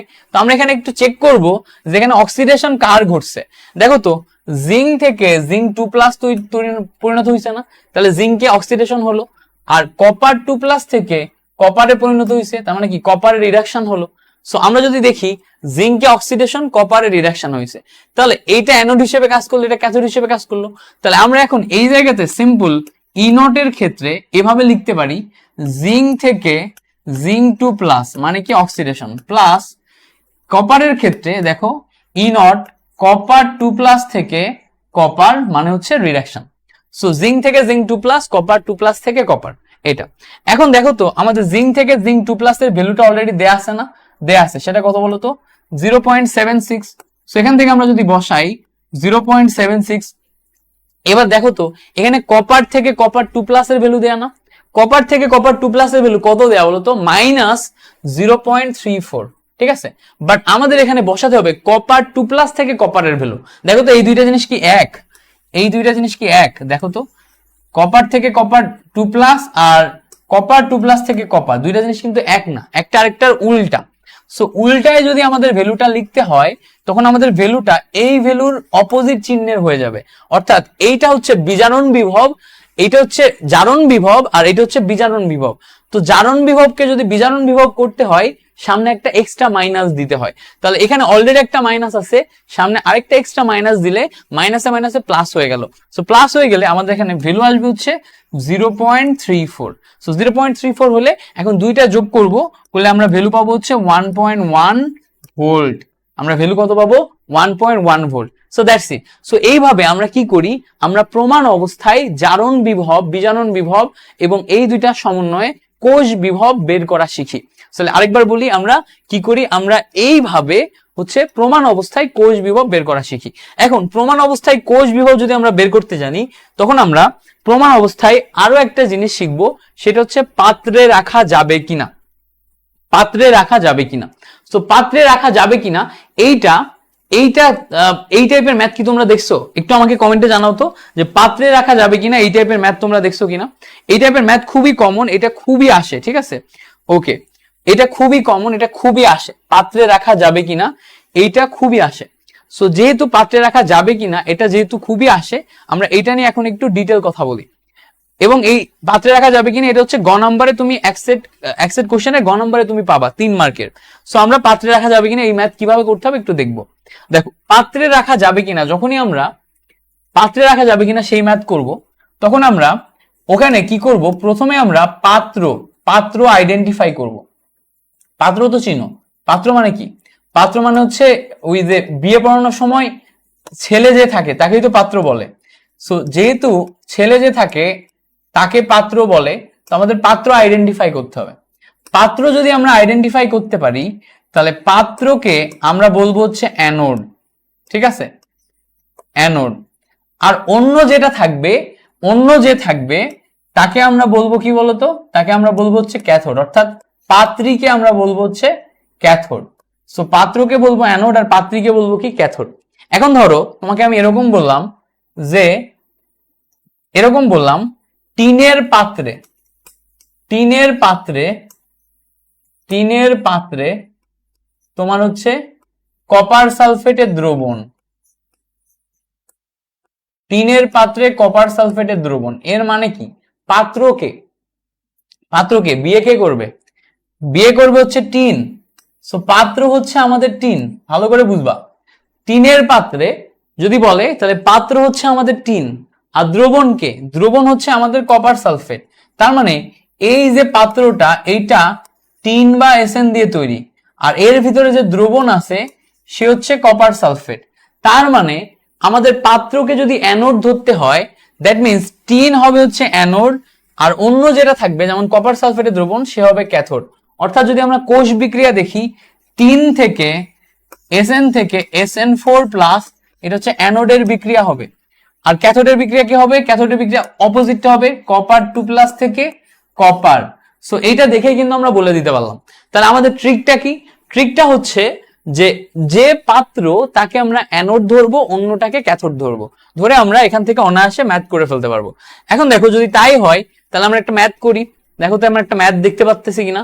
এখানে দেখো একটা ম্যাথ আমরা লিখে রাখছি, ম্যাথটা বলছে যে 1 মোলারিটি ম্যাঙ্গানিজ সালফেটের দ্রবণ টিনের পাত্রে রাখা যাবে কি, অর্থাৎ আমাদের ডিসিশন নিতে হবে। 1 মোলারিটি ম্যাঙ্গানিজ সালফেটের দ্রবণ টিনের পাত্রে রাখা যাবে কি, আমাদের ডিসিশন নিতে হবে। সো পাত্রে রাখা যাবে কিনা এটা ডিসিশন আমরা কিভাবে নিব, তার আগে পাত্রে রাখা যাবে কিনা ম্যাথের স্টেপগুলা বলি। প্রথমে আমরা কি করব, স্টেপ নাম্বার 1, পাত্র যে থাকবে তাকে আমরা অ্যানোড ধরবো, অন্যটাকে আমরা কি ধরবো, অন্যটাকে আমরা ক্যাথোড ধরবো। সো অ্যানোড এবং ক্যাথোড ধরার পর দুইটা সমন্বয়ে আমরা ইনট সেল বের করব। ইনট সেলের ভ্যালু যদি 0 আসে তাহলে এই সেলকে বলা হয় ডেড সেল, ঠিক আছে, ডেড সেল। বাট যদি ইনট সেলের ভ্যালু গ্রেটার দেন 0 আসে, মানে পজিটিভ আসে, গ্রেটার দেন 0 মানে কি পজিটিভ যদি আসে তাহলে হচ্ছে স্বতঃস্ফূর্ত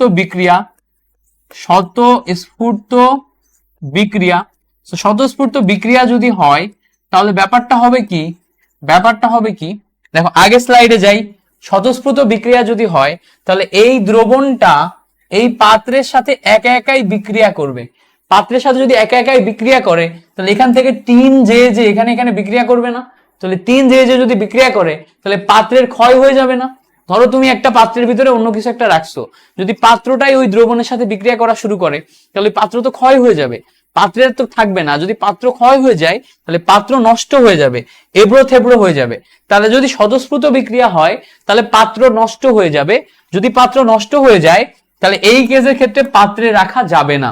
আর যদি এরকম হয় যে ইনট সেল ইজ লেস দেন 0, ঠিক আছে, গ্রেটার দেন 0 না, লেস দেন 0, মানে হচ্ছে এটা আসে নেগেটিভ। যদি নেগেটিভ আসে তখন এইটাকে বলে হচ্ছে অস্বতঃস্ফূর্ত বিক্রিয়া। কি বলে, অস্বতঃস্ফূর্ত বিক্রিয়া। আর অস্বতঃস্ফূর্ত বিক্রিয়া হলে বিক্রিয়া ঘটে না। যদি বিক্রিয়া না ঘটে তাহলে কি হবে, পাত্রে রাখা যাবে। তাহলে কন্ডিশনগুলো আমরা বুঝলাম। কন্ডিশনগুলো কি ছিল, যে আমরা প্রথমে পাত্রকে অ্যানোড ধরবো, অন্যটাকে ক্যাথোড ধরবো, দুইটা যোগ করে যদি আমরা 0 পাই তখন ওই সেলকে বলা হবে ডেড সেল। ওই সেলটা কাজ করবে না, ওটা অ্যানোড ক্যাথোড হিসেবেই কাজ করবে না। আর যদি আমাদের গ্রেটার দেন 0 হয় তাহলে এটা স্বতঃস্ফূর্ত বিক্রিয়া, আর যদি লেস দেন 0 হয় তখন এটা হচ্ছে অস্বতঃস্ফূর্ত বিক্রিয়া। স্বতঃস্ফূর্ত বিক্রিয়া হলে পাত্রে রাখা যাবে না, যদি অস্বতঃস্ফূর্ত বিক্রিয়া হয় তাহলে পাত্রে রাখা যাবে। That's it. আমরা জিনিসপত্রগুলা খুব সুন্দর মতো বুঝে ফেলছি। এন্ড দেন আমরা আমাদের পরবর্তী অংশে আসি। পরবর্তী অংশ কি, এখন আমরা এই ম্যাথটা করব। ম্যাথটাতে আমাদের কে অ্যানোড কে ক্যাথোড হিসেবে কাজ করবে। দেখো আমাদের টিনের পাত্র অ্যানোড হিসেবে কাজ করবে। সো আমরা এখানে লিখবো E naught cell equals to E naught of oxidation কার টিনের পাত্রে অ্যানোড হিসেবে কাজ করবে। সো টিন থেকে টিন 2+ এ পরিণত হবে, এইটা একটা পার্ট। সো আমরা দেখি তো টিন থেকে টিন 2+ এর পার্টটা পাইছি। আরেকটা পার্ট হচ্ছে ম্যাঙ্গানিজ সালফেট ক্যাথোড হিসেবে কাজ করবে। সো ইনট সেল ম্যাঙ্গানিজের ক্ষেত্রে ম্যাঙ্গানিজ 2+ থেকে, যেহেতু ক্যাথোড, ম্যাঙ্গানিজ 2+ থেকে ম্যাঙ্গানিজে পরিণত হবে। সো ম্যাঙ্গানিজের ক্ষেত্রে ম্যাঙ্গানিজ 2+ থেকে ম্যাঙ্গানিজে পরিণত হবে। তাহলে এখানে দেখো আমাদের টিনের ক্ষেত্রে কি ছিল, টিনের ক্ষেত্রে কি ছিল, যেহেতু টিনের ক্ষেত্রে Sn থেকে Sn2+ ছিল, ওর ভোল্ট কত ছিল 0.137 ভোল্ট। সো ওইটা যেহেতু ওই রকমই আছে, জারণ বিভবই আছে, বিজারণ বিভবই আছে, এটা বিজারণ বিভব। তো এইটার ক্ষেত্রে এই ভ্যালুটার আর কোনো চেঞ্জ হবে না, 0.137ই আমরা বসায় দিলাম। বাট যখন আমরা দেখব যে এই জায়গাতে এইটা হচ্ছে বিজারণ বিভব, ঠিক আছে, এবং এই বিজারণ বিভবের ক্ষেত্রে ব্যাপারটা হইতেছে কি, এখানে Mn2+ থেকে Mn, বাট এখানে Mn থেকে Mn2+, তাহলে উল্টা আছে না, এইটা যেটা আছে তার ঠিক উল্টা আছে এখানে। তাহলে সামনের চিহ্ন কি হয়ে যাবে, পরিবর্তন হয়ে যাবে। আমরা একটু আগে দেখে আসছি, যদি পরিবর্তন হয় তাহলে এখানে আসবে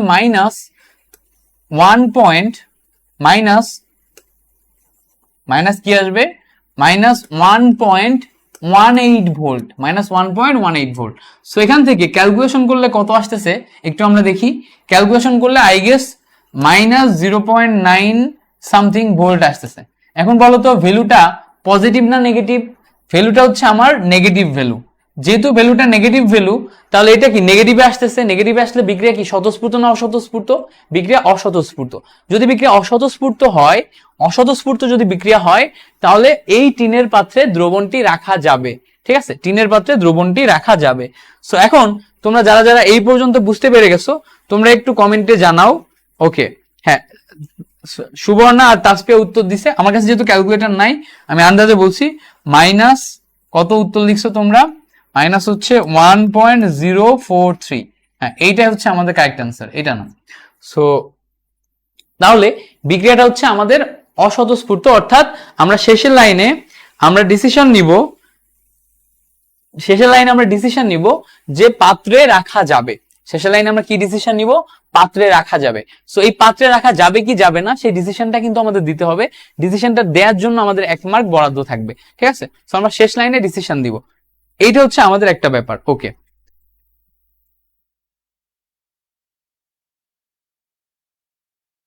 ওকে, সো দ্যাটস ইট। এরপরে আসো আমরা পরবর্তী অংশে যাই।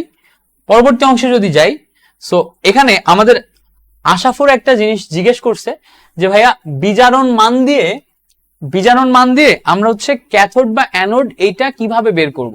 সো বিজারণ মান দিয়ে ক্যাথোড বা অ্যানোড কে কি, এইটা বের করার উপায় খুব সিম্পল। ঠিক আছে, উপায় খুব সিম্পল। একটা হচ্ছে আমাদের তোমার ধাতুর সক্রিয়তা সিরিজ মুখস্থ করা। ধাতুর সক্রিয়তা সিরিজের উপরে যে আছে সে অ্যানোড হিসেবে কাজ করে, নিচে যে আছে সে ক্যাথোড হিসেবে কাজ করে। সো তুমি মুখস্থ করলে উপরে যারে পাবা তার অ্যানোড দিয়ে দিবা, আর নিচে যারে পাবা তার ক্যাথোড দিয়ে দিবা। এটা একটা সিম্পল ওয়ে। আমি এই ওয়েটা একদমই ফলো করি না।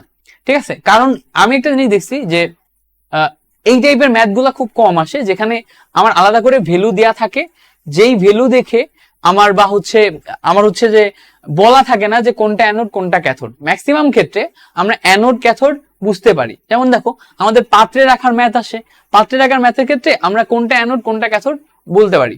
আর যদি পাত্রে রাখার ম্যাথ না আসে, তাহলে আমাদের কোষ সংকেত দেয়া থাকে, কোষ সংকেত দেখে আমরা বুঝে যাই যে আমাদের কোনটা অ্যানোড কোনটা ক্যাথোড। আচ্ছা, যদি তাও না থাকে, তাহলে হচ্ছে আমাদের কোষ বিক্রিয়া দেয়া থাকে, কোষ বিক্রিয়া দেখে আমরা বুঝে যাই কোনটা অ্যানোড কোনটা ক্যাথোড। সো এইভাবে আমরা কিন্তু অনায়াসে আইডেন্টিফাই করতে পারি। তারপরেও যদি তোমার মনে হয় যে না ভাইয়া এখনো আমি বুঝতেছি না যে কোনটা অ্যানোড কোনটা ক্যাথোড, তখন আমার একটা খুব সিম্পল ট্রিক আছে।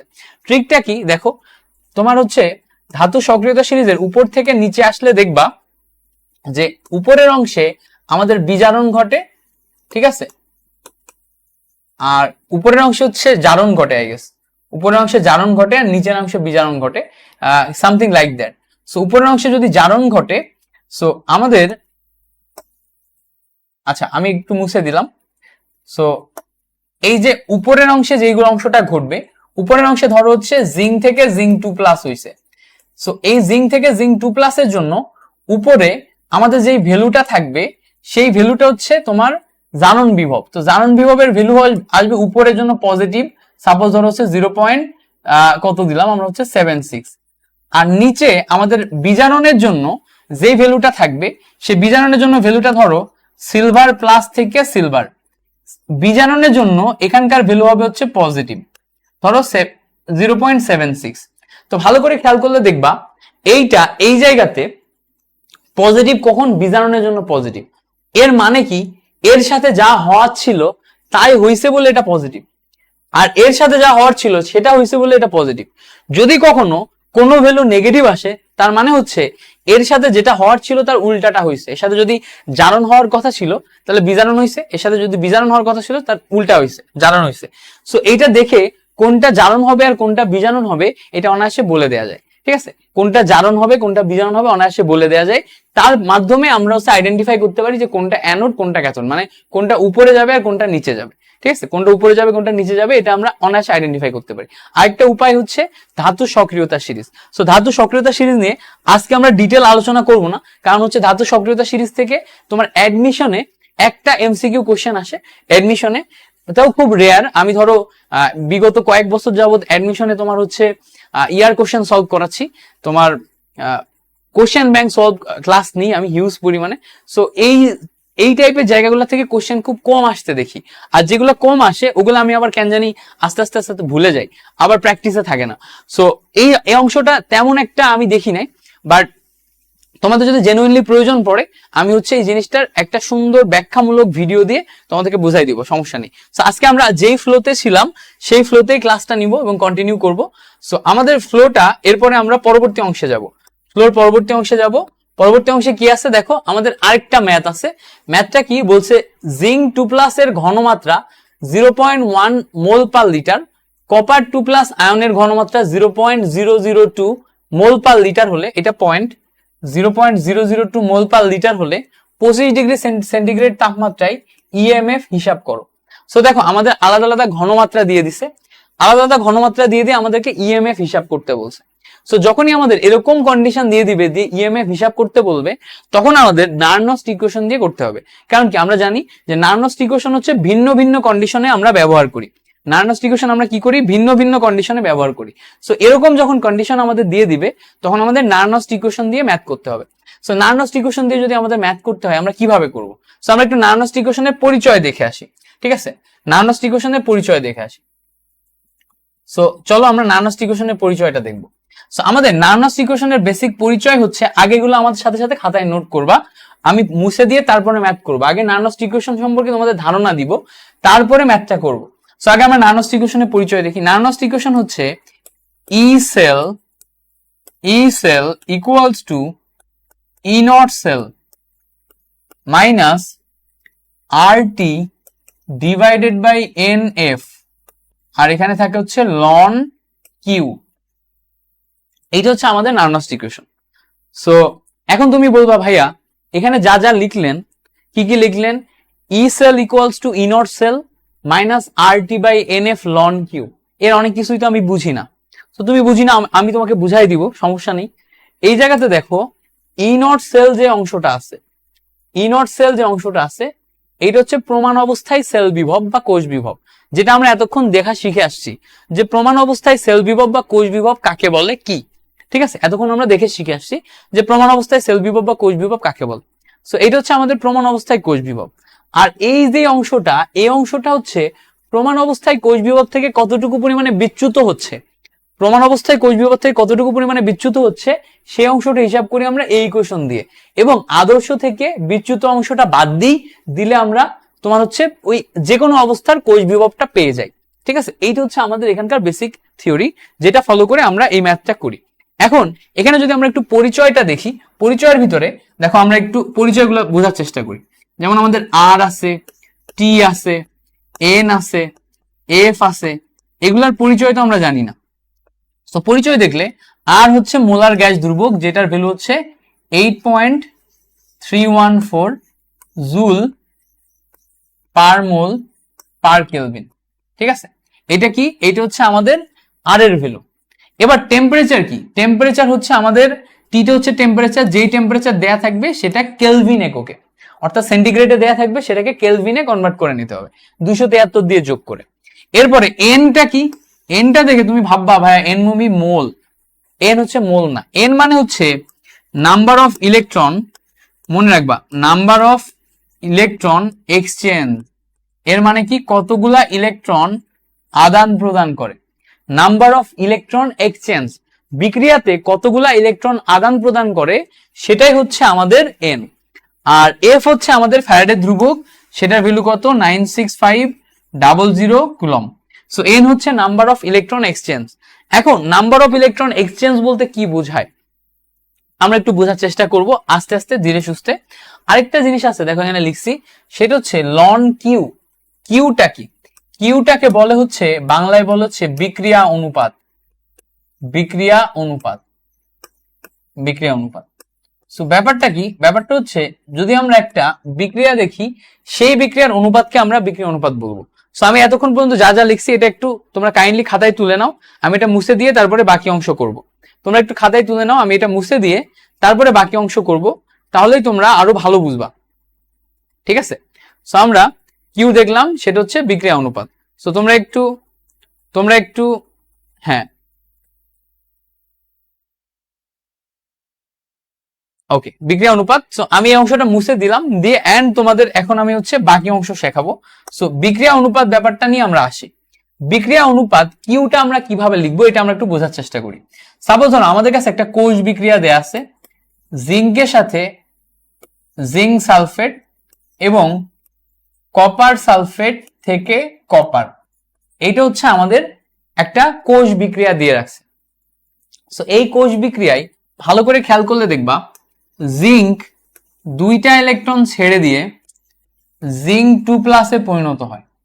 আর এই জায়গাতে ভালো করে খেয়াল করে দেখবা কপার 2টা ইলেকট্রন গ্রহণ করে কপার 2+ 2টা ইলেকট্রন গ্রহণ করে কপারে পরিণত হয়। তার মানে ভালো করে খেয়াল করলে দেখো এইটা কি রিঅ্যাক্টেন্ট না? এইটা রিঅ্যাক্টেন্ট, এটা বিক্রিয়া করছে, এইটা প্রোডাক্টে পরিণত হয়েছে না? হয়েছে কিনা বলো? আর এদিকে খেয়াল করলে দেখবা এইটাও রিঅ্যাক্টেন্ট, এইটাও প্রোডাক্ট। আমরা যদি টোটাল কোষ বিক্রিয়াটা যোগ করলে দেখো 2টা করে ইলেকট্রন আদান প্রদান হয়েছে জিঙ্ক থেকে জিঙ্ক প্লাস কপার 2+। আচ্ছা এটা একটু মুছে দিই। সো দেখো কি আসতেছে, জিঙ্ক প্লাস কপার 2+ বিক্রিয়া করে জিঙ্ক 2+ প্লাস কপার এটাতে পরিণত হলো। তাহলে দেখো তো ভালো করে খেয়াল করলে বুঝবা যে এই দুইটা হচ্ছে আমাদের রিঅ্যাক্টেন্ট বা বিক্রিয়ক, এই দুইটা কি বলতো, এই দুইটা হচ্ছে আমাদের প্রোডাক্ট বা উৎপাদ। সো আমরা যখন কোথাও কিউ লিখি, কিউ মানে হচ্ছে বিক্রিয়া অনুপাত। বিক্রিয়া অনুপাত মানে হচ্ছে উপরে উৎপাদগুলোর ঘনমাত্রা, নিচে বিক্রিয়কগুলোর ঘনমাত্রা। সো উপরে উৎপাদগুলো কে কে আছে, জিঙ্ক 2+, জিঙ্ক 2+ এর উন্নীত ঘাত সহ ঘনমাত্রা আর কপারের উন্নীত ঘাত সহ ঘনমাত্রা। আর নিচে দেখো বিক্রিয়কের ক্ষেত্রে জিঙ্কের উন্নীত ঘাত সহ ঘনমাত্রা ইন্টু কপার 2+ এর উন্নীত ঘাত সহ ঘনমাত্রা। সো তার মানে কি দাঁড়ালো, বিক্রিয়া অনুপাত মানে হচ্ছে উপরে যাবে প্রোডাক্ট আর নিচে যাবে কি রিঅ্যাক্টেন্ট। উপরে যাবে কি প্রোডাক্ট, নিচে যাবে কি রিঅ্যাক্টেন্ট। এইটা হচ্ছে আমরা ওই যে পড়ছি না, আমরা হচ্ছে কেপিকেসি পড়ছি না, কেপিকেসির ক্ষেত্রে কেপিকেসি বের করছিলাম আমরা কি সাম্য অবস্থায়। সো কেসি বের করছি আমরা সাম্য অবস্থায় ঘনমাত্রা দিয়ে, কেপি বের করছি আমরা সাম্য অবস্থায় চাপ দিয়ে। সো আমরা বিক্রিয়া অনুপাত কিউ হচ্ছে আমাদের ওই সেই বিক্রিয়া অনুপাত বা রিঅ্যাকশন কোশেন্ট যেটা যে কোনো অবস্থায় বের করতে হয়। আমরা রাসায়নিক পরিবর্তন চ্যাপ্টারে বিক্রিয়ার দিক নির্ণয়ের ক্ষেত্রে কিউপি কিউসি কেপি কেসি এগুলা বের করি, সেই কিউটাই হচ্ছে এই কিউ। এইটা যদি আমরা ঘনমাত্রা দিয়ে করি তাহলে সেটাকে আমরা কিউসি বলতে পারবো, এটাকে যদি আমরা তোমার হচ্ছে চাপ দিয়ে করি তাহলে আমরা কিউপি বলতে পারবো। সো এইটাই আমরা হচ্ছে ওই নার্নস্ট ইকুয়েশনে বসাই। সো এতদূর পর্যন্ত যদি আমাদের ক্লিয়ার হয়ে যায়, এখান থেকে আরেকটা জিনিস আমাদের ক্লিয়ার করতে হবে। এই যে বিক্রিয়াটা আমরা করলাম অ্যানোড এবং ক্যাথোডের বিক্রিয়া, অ্যানোড এবং ক্যাথোডের বিক্রিয়ায় দেখো আমাদের নাম্বার অফ ইলেকট্রন এক্সচেঞ্জ হয়েছিল কয়টা, দুইটা ইলেকট্রন এক্সচেঞ্জ হয়েছিল। সো আমাদের এন এর ভ্যালু এই বিক্রিয়ার জন্য কত বসতো, 2 বসতো। ঠিক আছে? সো আমরা এই ম্যাথটা করব, এই ম্যাথটা আমরা দেখবো যে এই ম্যাথের ক্ষেত্রে কত বসে। সো আমরা একটু এই ম্যাথটার ক্ষেত্রে দেখি কত বসে আমাদের, ভালো করে দেখি। এই জায়গাতে আমাদের কি কি দেয়া আছে, আমাদের প্রথমত যে এই জায়গায় দেখো আমাদের আলাদা আলাদা জিঙ্ক থেকে জিঙ্ক 2+, কপার 2+ থেকে কপার দেয়া আছে, এইটা আমাদের দেয়া আছে। সো ভালো করে খেয়াল করলে দেখবা যে জিঙ্কের ভ্যালুটা হচ্ছে পজিটিভ আর কপার থেকে কপার 2+ এর ভ্যালুটা কি নেগেটিভ। তার মানে এইটা কপার থেকে কপার 2+ হওয়ার কথা ছিল না, এটা হওয়ার কথা ছিল কপার 2+ থেকে কপার, কপার 2+ থেকে কপার। সো এই জন্য এইটা হচ্ছে আমার অ্যানোড হিসেবে কাজ করবে, এটা হচ্ছে আমার ক্যাথোড হিসেবে কাজ করবে, স্বাভাবিক কোষ। সো তাহলে যদি তাই হয়, তাহলে এখান থেকে যদি আমরা ইনট সেল বের করি, ইনট সেলে অ্যাজ এ অ্যানোড কি কাজ করবে, ইনট জিঙ্ক থেকে জিঙ্ক 2+ কাজ করলো, প্লাস এখানে দেখো কপারের ক্ষেত্রে, ক্যাথোডের ক্ষেত্রে কি কাজ করবে, কপার 2+ থেকে কপার। সো ভালো করে বোঝার চেষ্টা করি, এখানে 0.76 এইটা পেলাম, আর এখানে কি পাচ্ছি 0.34 এটা পেলাম। সো এখান থেকে আমাদের ইনট সেল আসলো 1.1 ভোল্ট। এটা কি আসলো, এটা হচ্ছে আমাদের ইনট সেল। বাট ইনট সেল দিয়ে তো আমাদের লাভ নাই, আমাদের তো আরো অনেক কিছু দেয়া আছে। সো যেহেতু ইনট সেল দিয়ে লাভ নাই, আমাদের অনেক কিছু দেয়া আছে, ওগুলা করতে হবে। ওগুলা আমরা কিভাবে করব, ভালো করে খেয়াল করে দেখো। আমাদের এখানে কোষটা কি, কোষটা হচ্ছে জিঙ্ক থেকে জিঙ্কের সাথে আমরা যদি একটু দেখার চেষ্টা করি, জিঙ্কের সাথে তোমার হচ্ছে কপার 2+ বিক্রিয়া করে জিঙ্ক 2+ প্লাস কপার তৈরি করছে, এটা হচ্ছে আমাদের কোষ। ঠিক আছে, এটা হচ্ছে আমাদের এখানকার কোষ। এটা আমরা কিভাবে লিখলাম, এটা আমরা জেনারেলি এই অংশ দেখেও কিন্তু লিখতে পারি। কিভাবে দেখো, আমরা এইটা মুছে দিয়ে তোমাকে হচ্ছে ওইটা লেখা একটা একটু শেখাই। কিভাবে লিখলাম, প্রথমে আমরা অ্যানোডের বিক্রিয়া লিখবো, প্রথমে আমরা কি লিখবো, অ্যানোডের বিক্রিয়া লিখবো।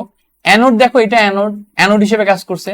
সো জিঙ্ক 2টা ইলেকট্রন ছেড়ে দিয়ে জিঙ্ক 2+ এ পরিণত হলো, এটা হচ্ছে আমাদের অ্যানোডের বিক্রিয়া। আর ওখানে দেখো কপার সেই 2টা ইলেকট্রন গ্রহণ করে কপারে পরিণত হলো, এটা হচ্ছে আমাদের ক্যাথোডের বিক্রিয়া।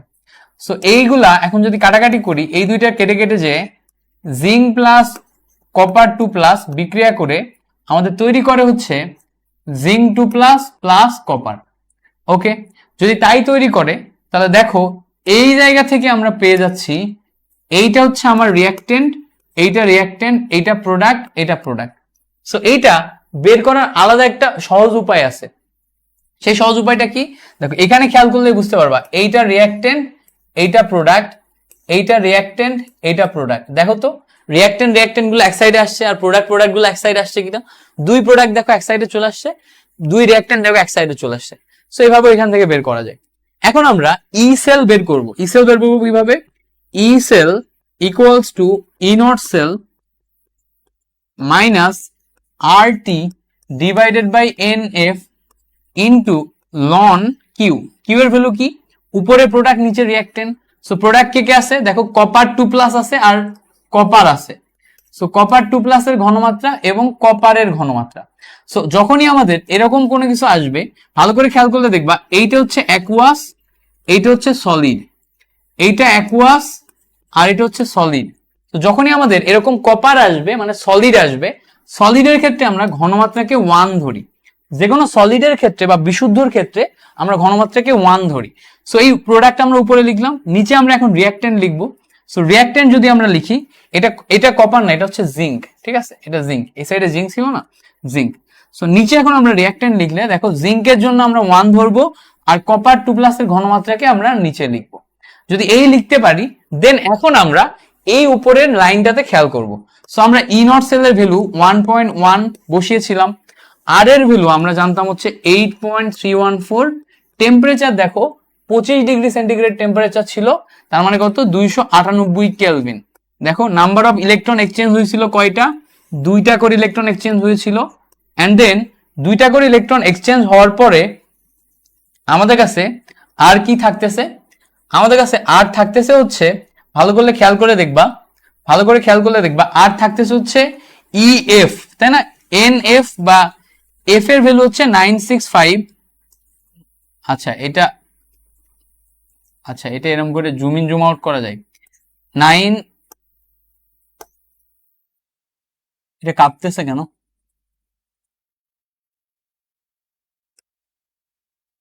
লিখতেই পারি না।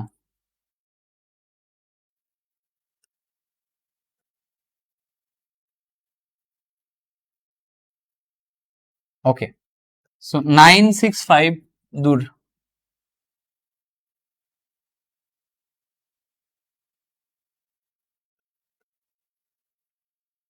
আচ্ছা, জানি না হঠাৎ করে কি হলো, এটা কাঁপতেছে, জুম ইন জুম আউট হয়ে যাচ্ছে, তো লিখতে পারতেছি না।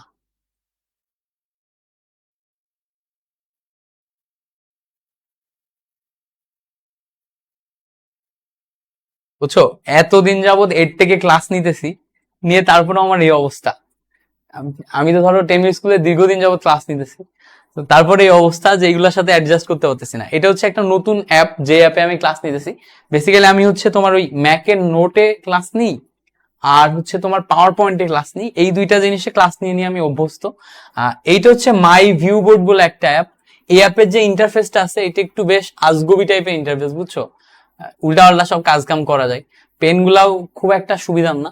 সো এটার সাথে আমি এখনো অ্যাডজাস্ট করে পারি নাই, দ্যাটস ওয়াই আমার এই প্রবলেমটা হচ্ছে। সো আশা করি কয়েকদিনের ভিতরে ঠিক হয়ে যাবে। সো ঠিক হয়ে গেলে দেন আমরা ইয়া করতে পারবো। সো আমি যেখানে ছিলাম, এরপরে আর কি কি করতে হবে আমি তোমাকে বলে দিই। এই জায়গা থেকে দেখো ঘনমাত্রা দেয়া আছে, এ একটা ঘনমাত্রা দেয়া আছে আর এ একটা ঘনমাত্রা দেয়া আছে। আচ্ছা, এ একটা ঘনমাত্রা দেয়া আছে, এ একটা ঘনমাত্রা দেয়া আছে, এ একটা ঘনমাত্রা দেয়া আছে, আর এ একটা ঘনমাত্রা দেয়া আছে। সো আমাদের যেটা করা লাগবে, আমরা একটু এখন মেবি বুঝতে পারছি কি কি করা লাগবে। সো ওই যে ঘনমাত্রাগুলো আমরা নিব, এই যে ঘনমাত্রাগুলো আমরা নিব, সেই ঘনমাত্রাগুলো বসাবো। সেখানে আমাদের বসবে 96500 ইন্টু লনের উপরে ঘনমাত্রা যাবে কার, কপার 2+ এর না জিঙ্ক 2+ এর? অবশ্যই এখানে জিঙ্ক ছিল, সো জিঙ্কের ঘনমাত্রা যাবে উপরে। জিঙ্কের ঘনমাত্রা দেখো আমাদের এখানে দেয়া আছে 0.1, আর নিচে যাবে হচ্ছে কপার 2+ এর ঘনমাত্রা। কপারের ঘনমাত্রা দেয়া আছে কত, 0.002, তাই না, 0.002। সো তারপরে তুমি এটাকে ক্যালকুলেশন করলে এখান থেকে নার্নস্ট ইকুয়েশনের ভ্যালুটা পেয়ে যাবা। এখান থেকে ক্যালকুলেশন করলে তুমি কি পেয়ে যাবা, নার্নস্ট ইকুয়েশনের ভ্যালুটা পেয়ে যাবা। সো দ্যাটস ইট, ঠিক আছে, ওকে।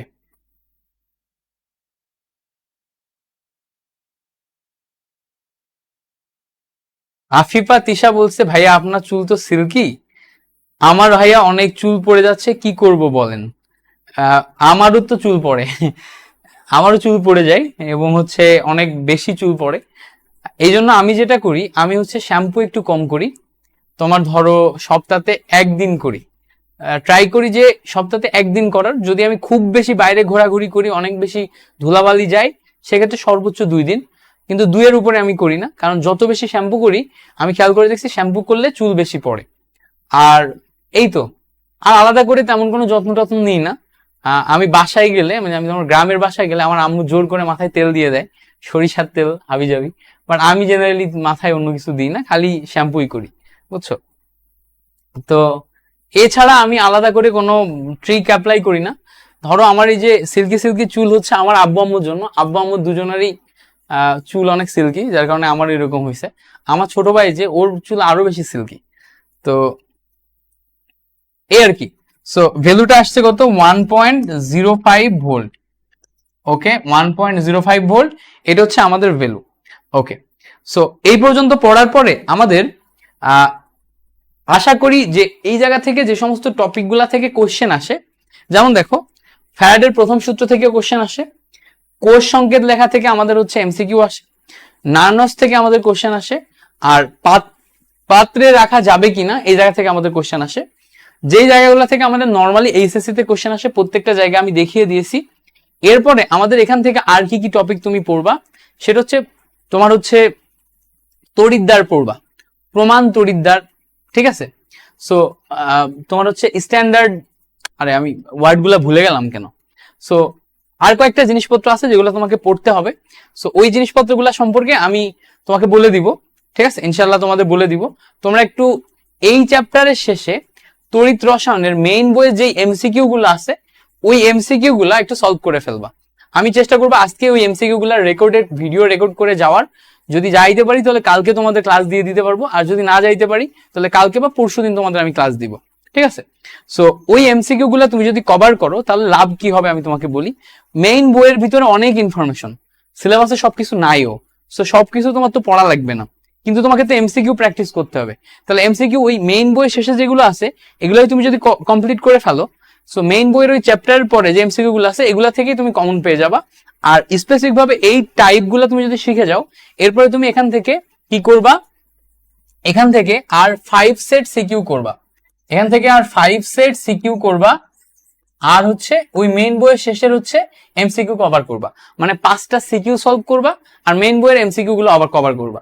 এতেই তুমি এই চ্যাপ্টার থেকে মোটামুটি সবকিছু কমন পেয়ে যাবে। সো এইটুকুই ছিল ওভারঅল তোমাদের সাথে আমার ক্লাস। তোমাদের আর যদি কোনো বিষয় জানার থাকে বা ভাইয়ের কাছে প্রশ্ন থাকে, সো তোমরা আমাকে কমেন্টে করতে পারো। আমরা মোটামুটি অনেকটা সময় ধরে ক্লাস নিতেছি, প্রায় হচ্ছে 1 ঘন্টা 40 মিনিটের উপরে, 1 ঘন্টা 40 মিনিটের উপরে।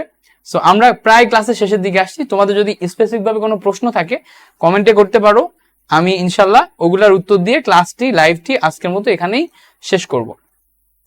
ওকে ওকে, ক খ দাগের একটা সাজেশন দেন। আমার একটা ইচ্ছা হচ্ছে তোমাদের জন্য ক খ এর কিছু ভিডিও রেকর্ড করে দেয়া, ঠিক আছে? সাজেশন বলতে যে প্রত্যেকটা চ্যাপ্টার থেকে যে সমস্ত ক খ গুলো আসে ওগুলা তোমাদের খুব সুন্দর মতো বুঝিয়ে বুঝিয়ে, কারণ কি প্রত্যেকটা সংজ্ঞা এবং ব্যাখ্যামূলক কোশ্চেন গুলা আমাদের পড়তে বেশ অসুবিধা হয়। আমরা অনেকে অনেক কিছু বুঝিও না, কোনটা পড়বো কোনটা পড়বো না, বাট আমরা যেহেতু দীর্ঘদিন ধরে পড়াচ্ছি কোনগুলা দেয় আমরা জানি। সো আমরা নিজেরা অনেক ক্ষেত্রে অনেক বড় বড় জায়গাতে প্রশ্ন করি। সো আমাদের জন্য এই জিনিসগুলো অ্যানালিটিক্যাল মাইন্ডসেট থেকে ইজি তোমাদেরকে সাজেস্ট করা। সো সেই জন্য আমি চিন্তা করছি যে তোমাদের পরীক্ষার আগেই কেমিস্ট্রির প্রত্যেকটা চ্যাপ্টার থেকে আমি ক খ ভিডিও রেকর্ড করে ক্লাস দিব তোমাদের, ঠিক আছে? যে তড়িৎ রসায়ন থেকে 20টা মতো ক কোশ্চেন তোমাদেরকে হচ্ছে ক্লাসে বুঝিয়ে দিলাম, 15টা মতো খ কোশ্চেন তোমাদের ক্লাসে বুঝিয়ে দিলাম। রেকর্ডেড ক্লাস দিব, অবশ্যই লাইভ ক্লাস দেওয়া পসিবল হবে না আমার জন্য। সো ক্লাসে বুঝিয়ে দিলে দেখবা যে ওগুলাই তুমি হচ্ছে কমন পেয়ে যাচ্ছ। আর তোমরা চাইলে ওগুলার পিডিএফও দিয়ে দিলাম।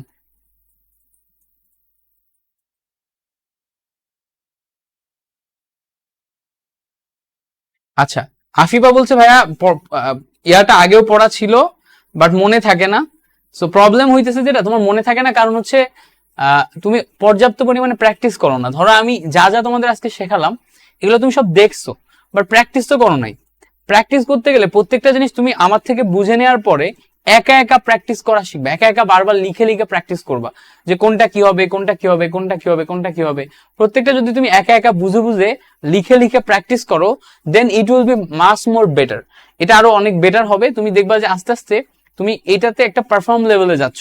ওই যে কালকে আমি একটা লাইভে বলতেছিলাম যে আমাদের যদি কোনো কিছু করতে হয়, আমাদের যদি কোনো কিছু শিখতে হয়, তাহলে এর কয়েকটা স্টেপ আছে। স্টেপ নাম্বার 1 সেটা হচ্ছে আন্ডারস্ট্যান্ড, মানে হচ্ছে বুঝো। তো আমি তোমাদেরকে এতক্ষণ পর্যন্ত কিন্তু বুঝাইছি। আন্ডারস্ট্যান্ডের পরে সেকেন্ড স্টেপে তোমাকে করতে হবে কি? প্র্যাকটিস।